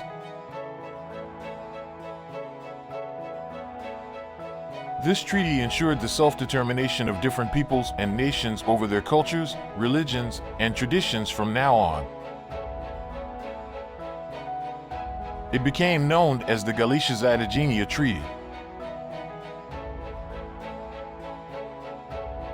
A new king and a new pope were chosen to govern the Northern Kingdom, but all their decisions had to go through the representative of St. Lodis, the young diplomat Faye Crestmont. She was chosen by all the rulers to maintain peace and tolerance among the nations from now on. With that, each king and queen returned to their lands, and a new, much brighter future emerged on the horizon for the nations of that world.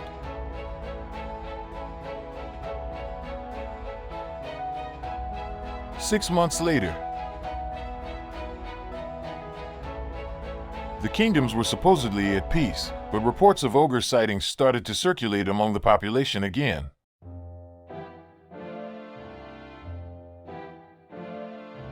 Additionally, in certain regions of the world, dark purple stones and plants began to appear. Anyone who came too close to these locations fell ill and became aggressive. These events caught the attention of the kingdom's rulers, showing that it was happening everywhere. Commissions were created to investigate, but no successful explanation was provided. The rulers decided to seek help from a renown witch residing in Zenobia, as she had prophesied that a second ogre battle would occur. The knights of Zenobia went to the witch's abode, seeking the counsel of the witch named Tarot. The witch stated that she was only permitted to speak to the chosen champion of the gods, and thus Faye was summoned along with her group. Faye approached the witch and inquired about the cause of the ogre sightings, given that there were no more chaos gates for them to use. Tarot revealed that while the gods of the heavens draw strength from the faith of their worshippers, the malevolent gods of the abyss gain power from the sacrifices performed in their names. The witch explained that Pope Sardian and the Knights of Lodi's committed so many massacres in the name of Filler, now known to be the Ogre King Demunza, that he had grown so powerful and is using his powers to merge the abyssal realm and the earthly realm into one. This spell had already begun, resulting in the transformation of landscapes into the abyss, and some creatures were escaping. Tarot warned that the spell would be complete in approximately 4 months. Faye felt a surge of anguish and determination. The weight of the world's impending doom pressed upon her, but she knew that she had to act. Faye eagerly asks the witch how to halt this process, and Tarot reveals that the only way is to defeat Demunza in his own realm, the Abyss. Faye expresses her concern, explaining that all the Chaos Gates had been sealed, including the one in Galeus created by Rashidi. Tarot shares the legend about the existence of a hidden Chaos Gate, known only to those who were involved in the first Ogre battle. All eyes turn to Finral, who recalls hearing a similar mention from Lexer Firecrest, the leader of the humans, during that time. However, she lacks the detailed knowledge of the gate's location. Sir Casper suggests invoking Lexer to inquire about it, but Faye explains that since he is not a deity, she cannot establish a connection with his energy for that purpose. Tarot reveals that the essence of Lexer was left on Earth to protect humanity, concentrated in a unique artifact known as the Mighty Fire Seal. Due to its importance, the artifact constantly changes position randomly, preventing it from falling into the wrong hands. Faye suggests that they search for this artifact, as she might be able to incorporate its energy into a suitable host to summon Lexer's soul. Finral expresses concern, stating that Lexer possessed incredible strength and that any human today would be overwhelmed and destroyed. Maximilian volunteers, as his body fused with relics makes him the most resilient for the task. Tarot explains that the exact location of the Fire Seal are known only by Wind Goddess and her children. Faye channels her powers to reach out to these entities. However, the Wind Goddess does not respond to her prayers. Finral reveals that she witnessed the Wind Goddess being slain by the ogres during the battle in the heavens. Undeterred, Faye attempts to contact the Wind Goddess's children. The entities respond to her call, and Bolias, Euros, Nodos, and Zepiulos manifest before her. Faye humbly asks them for the location of the Fire Seal. The 4 entities decide to test Faye, to determine if she is still worthy of being called the champion of the gods and receiving this vital information. Through a series of questions, they delve into her character, intentions, and emotions. Ultimately, they agree that Faye remains deserving of the title of the God's Champion and reveal the current location of the Fire Seal. Overwhelmed with gratitude, Faye feels a renewed sense of purpose. She understands the weight of her responsibility and the trials that lie ahead. With the knowledge of the Fire Seal's location, Faye and her companions prepare themselves for the arduous journey ahead, driven by the hope of restoring balance, vanquishing Demunza, and saving their world from the encroaching abyss in the face of seemingly insurmountable odds. The group makes their way to the top of the island where the cavern is located. As they enter the cave, they encounter a massive beast guarding the artifact. They engage in a fierce battle, eventually emerging victorious and obtaining the fire seal.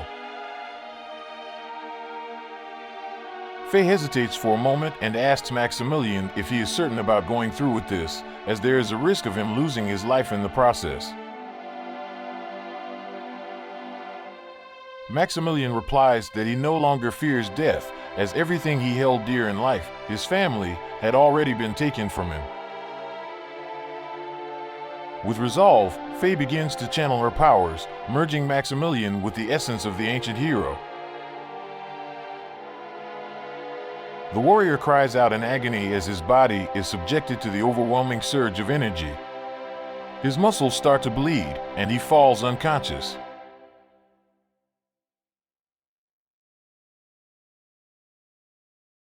Faye fears that Maximilian could not withstand the invocation, but after a few tense minutes, the warrior's eyes open, and he questions why they have summoned him, Lexer. The summoning is a success. Lexer Firecrest's spirit now inhabits Maximilian's body. Faye asks if Maximilian has died, and Lexer reassures her that they are simply sharing the same body temporarily. Faye and the group explain all the recent events, the occurrence of the second ogre battle, and the need to stop the king of the ogres for the survival of the earthly realm. Lexer recounts his story, revealing that during the first ogre battle, the ogres were banished to the abyss through the Chaos Gates. However, he discovered one particular gate that was different from the rest, a gate infused with divine energy. This primordial Chaos Gate could not be closed solely from the outside, but also needed to be sealed from within simultaneously. Someone had to remain trapped in the abyss, and their combined souls would become an artifact functioning as the lock for this primordial Chaos Gate, preventing it from being opened by anyone on either side alone. Lexer explains that his right-hand man in the war volunteered to enter the abyss and serve as the lock, while Lexer himself would sacrifice his life on the outside. The loyal commander's name was Rashidi, and once they sealed the gate, Lexer was transformed into the key, the fire seal. Faye reveals that Rashidi was the one who initiated the second ogre battle on Earth, but Lexer insists that it is impossible, as Rashidi was loyal to humans and would not have been able to escape the abyss as only half of the key. Femeril suggests that he may have found a way, and now they must journey to the abyss. Lexer shares the location of the primordial Chaos Gate, the depths of a volcano. The group decides to gather with the other kingdoms and explain the situation.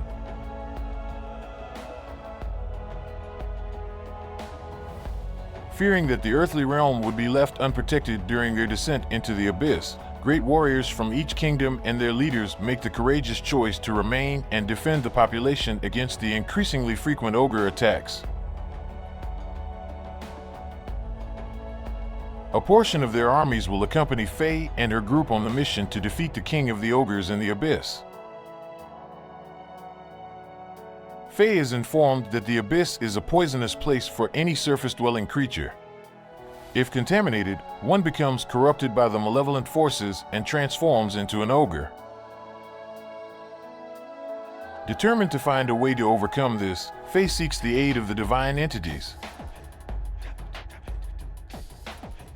She attempts to contact Philaha, the greatest of all gods, to request his protection and strength for their mission.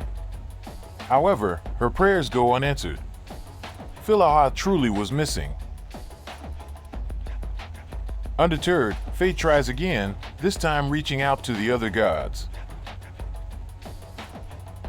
They respond to her pleas and explain that after the battle against Rashidi, only a few gods remain, and they are still weakened. They can use the last of their power to create a protective layer around the warriors that will shield them from corruption in the abyss. However, as time passes, their energy will diminish, and they too will perish. Faye expresses her gratitude and agrees to harness the god's energy for the mission. With all preparations in place, the army sets off towards the volcano.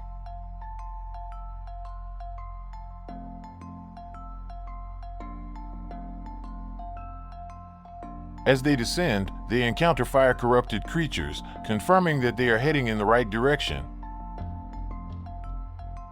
Faye invokes the protection of the gods upon all the warriors, and the countdown for their mission begins. They reach the bottom of the volcano, where Lexer extends his hand towards a wall. It begins to glow and open, revealing the passage to the abyss. Lexer and the group step through the portal, and on the other side, they encounter a man with his hand extended on the wall, unlocking it from that side. Lexer recognizes his old comrade in arms, and the group readies their weapons to face Rashidi.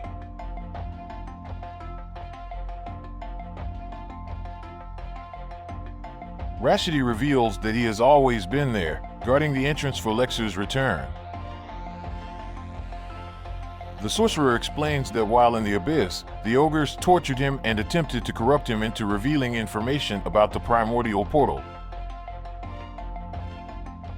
However, their efforts were in vain. Dumunza, the king of the ogres, then used his powers to separate Rashidi's body from his soul. Most of the sorcerer's corrupted soul was sent to the earthly realm to work in favor of the ogre's domination. Meanwhile, his weak body and a remnant of his true soul remained in the abyss, waiting for the moment when he would be useful to his king. Lexer expresses his gratitude for Rashidi's service and releases him from his duty as guardian. Rashidi expresses his gratitude, and his body begins to dissolve into thin air. With the portal behind them now open, it is only a matter of time before the ogres discover it and begin pouring into the earthly realm. They hasten to confront Dumunza.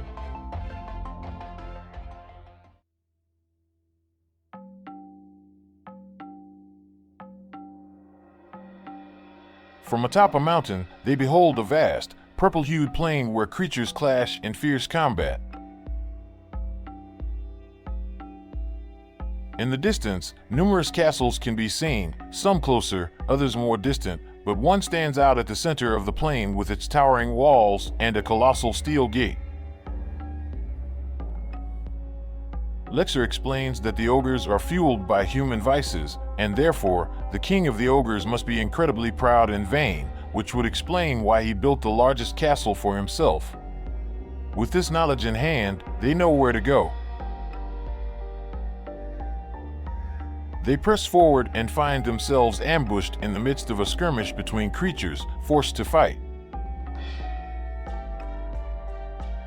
Despite the aid of the gods, the ogres prove to be much stronger within the abyss, resulting in the death of several warriors during the confrontation, though they emerge victorious in the end. Witnessing the enemy's strength, Lexer recommends avoiding battles as much as possible to preserve the army's energy. They continue onward, sidestepping conflicts, but along the way, they come across two ogres about to kill a satyr who pleads for his life. Faye insists that they must help the creature, as she senses something different about it. The rest of the group cautions against the danger, but Faye declares that showing mercy to the weak is part of what it means to be human. They press forward, defeating the ogres and saving the satyr. The creature, who introduces himself as Vaxaroth Cormalis, expresses surprise at seeing humans in the abyss and expresses gratitude for being saved. Faye asks why the ogres wanted to kill him, and Vaxaroth explains that Dumunza's law reigns in the abyss, the law of the strongest. Therefore, violence and wars are eternal, as the ogre's desire for power is insatiable. Vaxaroth disagrees with this notion and explains that he has spent his whole life fleeing in search of stability and peace. Faye wonders if such a paradigm could be changed, but Vaxaroth says that with the defeat of the Ogre King, it could be temporarily halted until someone else assumes his position. Faye affirms that their objective is to defeat Demunza and that they are heading toward his castle. Vaxaroth reveals that the gate of the Ogre King's castle can only be opened with a minimum of 4 malevolent gods gathered or their essences used as keys. The creature explains that the dozens of smaller castles visible in the distance each belong to a malevolent god of the abyss. Lexer suggests that they must defeat or convince 4 of these gods to go to the main castle and open the gate. They decide to proceed to the 4 nearest castles. Vaxaroth asks to accompany them, as he knows how to enter the castles without being noticed. If he can help defeat Demunza and live in peace, he is willing to assist.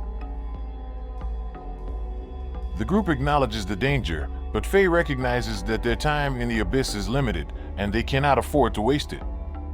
Thus, she accepts the Satyr's offer. They make their way toward the first castle, and Vaxaroth reveals that the malevolent gods had held their positions for a long time, but recently, things had changed significantly within the abyss, and some posts had been taken over by other beings. They infiltrate the first castle through a secret passage and reach the main hall, where the malevolent god of death awaited them.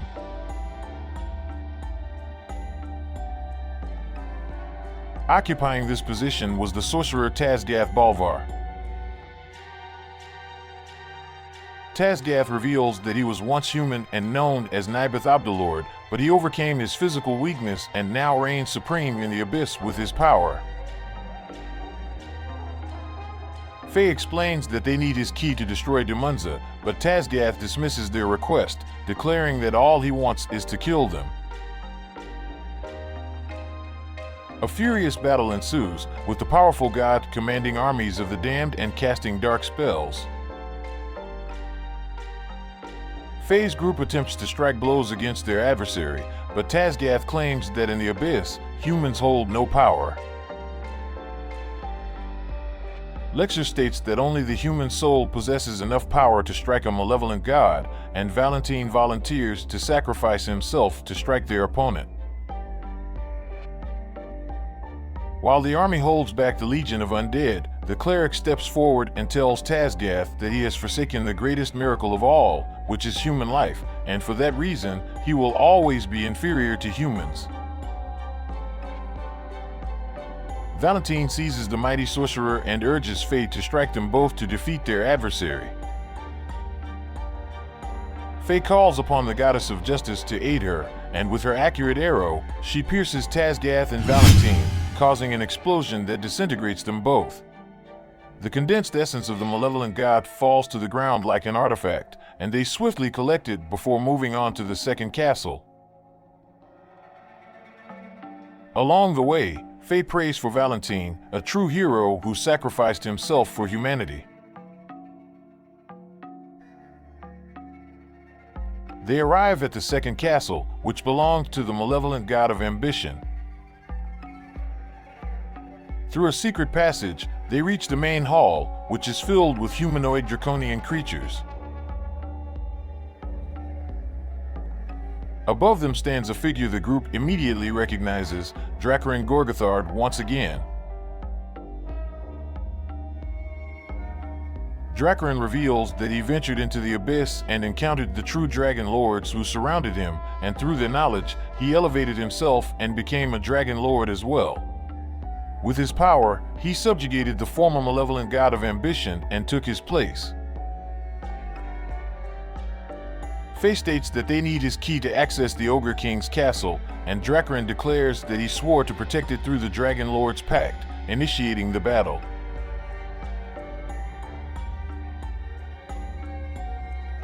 The Dragon Lords command the full force of all natural elements through their spells, making the battle incredibly challenging. The group is heavily struck by their powerful abilities and struggles to advance. Lexer proclaims that they will never reach Dracarin, but Icarus suggests that the only way is through the air, and he volunteers to confront the enemy. Icarus soars above the Dragon Lords, enduring their powers, and manages to reach Dracarin, sending him tumbling down a precipice. With their leader defeated, the other Dragon Lords flee from the battle. They gather the essence of their fallen foe and rush towards the third castle, mourning the loss of their comrade.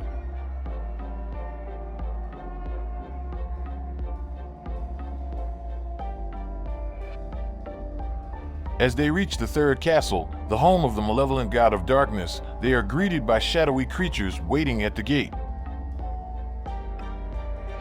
The group prepares for battle, but the creatures inform them that the host of the castle awaits them in his hall and requests their presence. Vaxaroth reveals that this god is known for aiding humans on Earth, suggesting that he may be an ally. They proceed forward to the hall, where they are met by Ashmedai, who questions if they are humans seeking power like the others who have come to the Abyss. Faye explains that they are seeking to defeat Demunza, as he is attempting to destroy the Earth. Ashmedai expresses disdain for the Ogre King and sees his defeat as an opportunity to claim his position. He agrees to provide his key to the castle only if Faye proves herself worthy in a one-on-one battle against the malevolent god. The group urges her not to accept, as the opponent is incredibly powerful. However, Faye states that there is no other option and accepts the challenge. Ashmedai uses his powers of darkness to blind and confuse Faye. The malevolent god attempts to convince her to abandon her friends and remain in the Abyss to rule by his side. Ashmedai claims that humans are greedy and only think of power. Faye is frightened in the presence of the demon but focuses on her prayers and faith to guide her. She summons the goddess of justice once again and releases an arrow of light to shield herself from the darkness. Ashmedai holds the arrow in his hands and acknowledges that the girl's heart is pure and cannot be corrupted by greed or desire for power like other humans. With that, he ends the battle and hands over his key to Faye, stating that he will still attempt to corrupt her as humans are flawed by nature.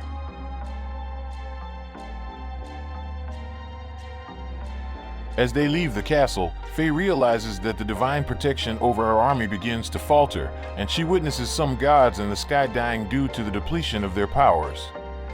She pleads with them to hold on for just a little longer, and they rush towards the last of the 4 castles, perched on the edge of a lava precipice.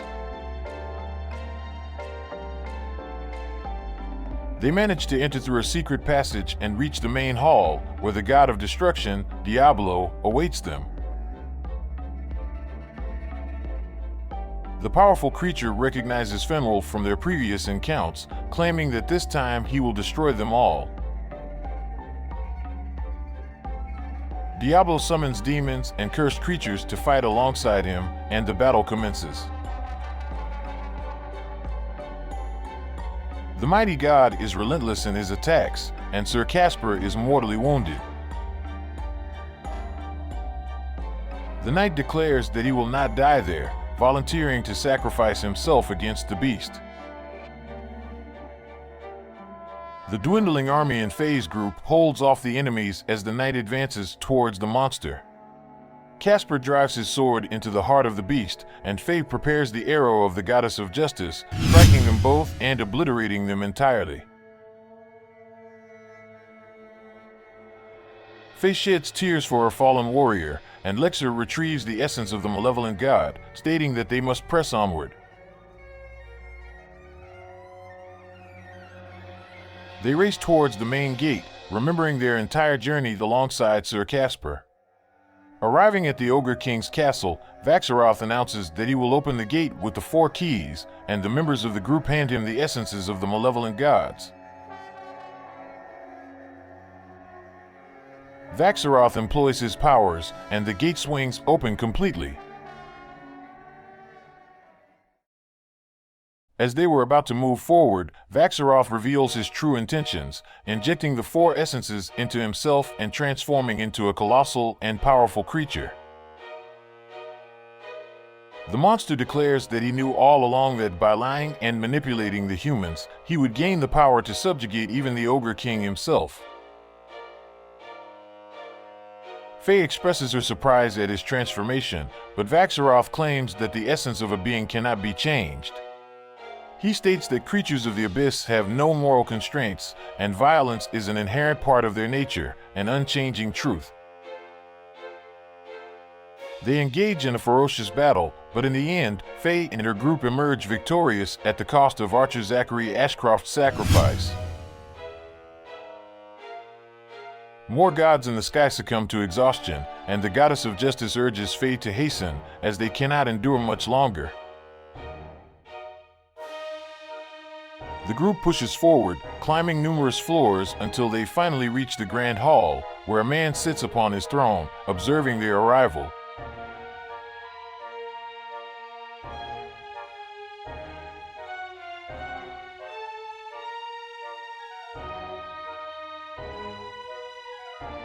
Dumunza congratulates the group for venturing so far into his domain, but claims that it is too late, as the transformation of the earthly realm is almost complete.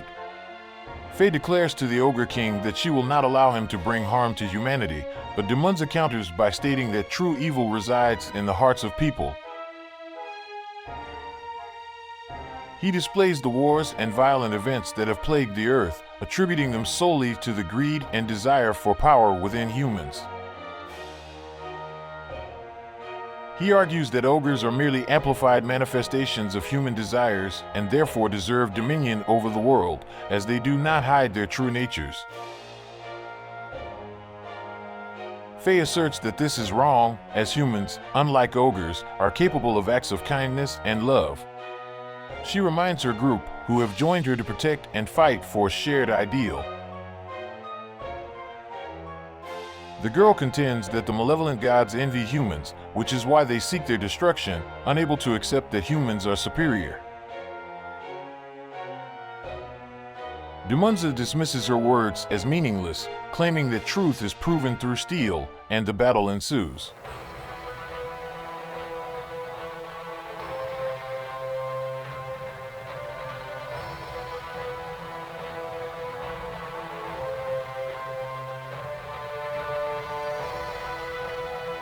Dumunza proves to be swift and deadly in his strikes, but he becomes momentarily distracted when Faye exposes the envy within even the Ogre King, who chose to present himself in a human form in his own realm.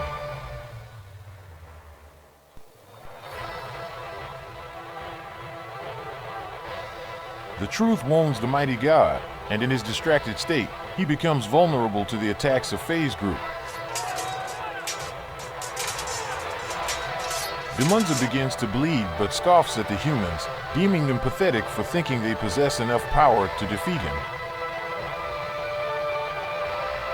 In response, he abandons his human form, revealing his true appearance as a colossal demonic beast. Dumunza summons the rain of fire from the sky to strike the group, causing numerous casualties as they seek cover.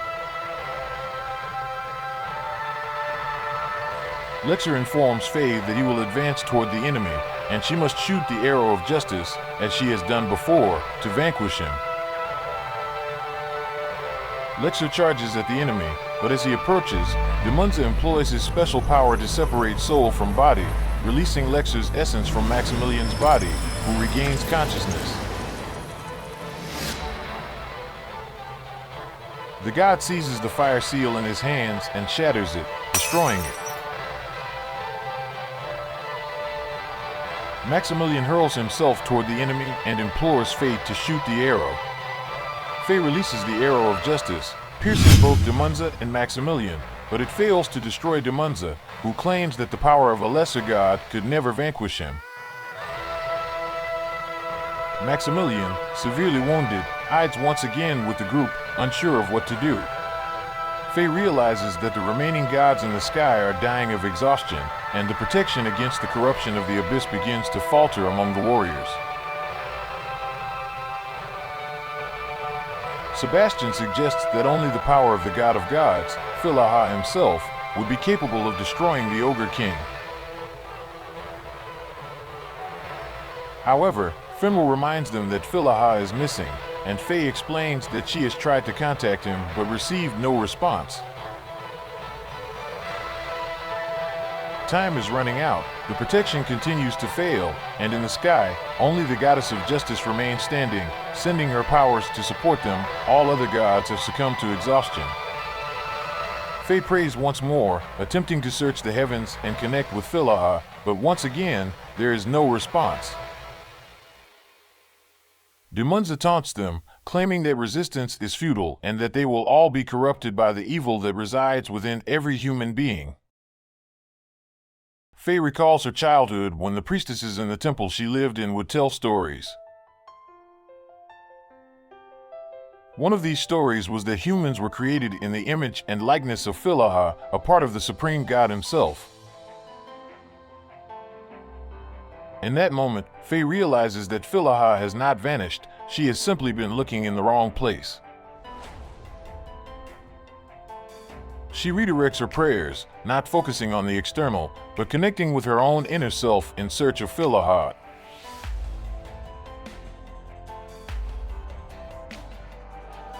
The fragment of the greater God residing within every human finally responds to her calling, unleashing the hidden potential that lay dormant within, manifesting as a mighty divine spear in the hands of the girl.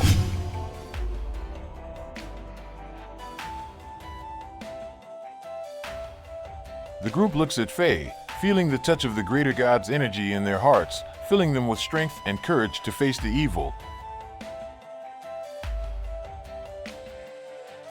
The group advances once more against Dumunza, fortified by the awakened energy, and manages to destroy the malevolent beings that stand in their way.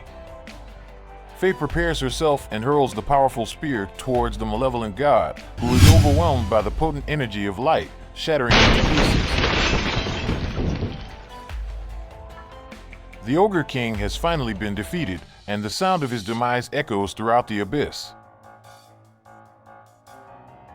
The group runs towards the portal once more, chased by countless ogres seeking to end their lives. The mage Basil stays behind to delay the powerful horde with his spells, providing an opportunity for the group to escape. Faye and the group reach the portal, and Sebastian declares that it must be closed, or the ogres will use it to return to their realm once more. Severely injured, Maximilian vows to use the last remnants of his life energy to seal from within, and the group passes through the portal. On the other side, there is no elixir to permanently seal the portal. The group is exhausted, with no one having enough energy to close it. The ogres draw near. Faye knew what she had to do. She felt deep within her that this was her true destiny. The girl prays one final time to the goddess of justice, who transfers the last remnants of her energy to Faye. With gratitude for the help of all the people she met on her journey, Faye places her hand on the wall, sacrificing herself to close the door to the abyss. Her body and essence transform into the Light Seal, an artifact entrusted with the protection of humanity, and vanishes. The survivors of the expedition to the abyss return to the surface and discover that much has changed since they departed.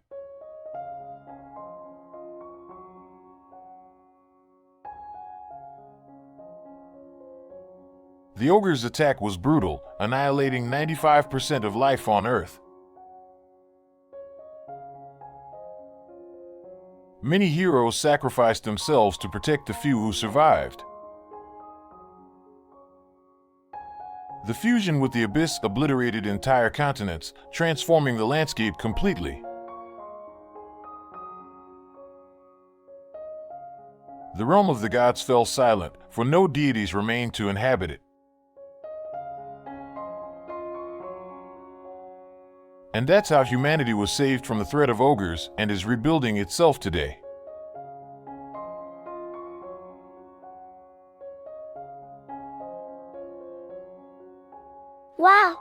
That was amazing. Uncle Warren, can you see our future? Yes. What will happen to us now? Of course, little ones. The stars speak to me and tell me stories of what is yet to come. Time is the master of reason. In the future, Ogre Battle will once again become a legend. What will remain of our time are the 12 zodiac stones, symbols of our virtues, scattered across the continent with the defeat of Rashidi. With the ogres permanently sealed away, humanity will flourish once more. Their restored beliefs will give rise to new gods to protect them. This land will be named Evilish by its inhabitants, and new challenges will arise to test the worthiness of humans to dwell in this blessed realm. The strength and courage of the heroes who sacrificed themselves for humanity's victory will reside within the hearts of each one until the day they are needed again. Until that moment arrives, peace will be stronger than steel in this new reality.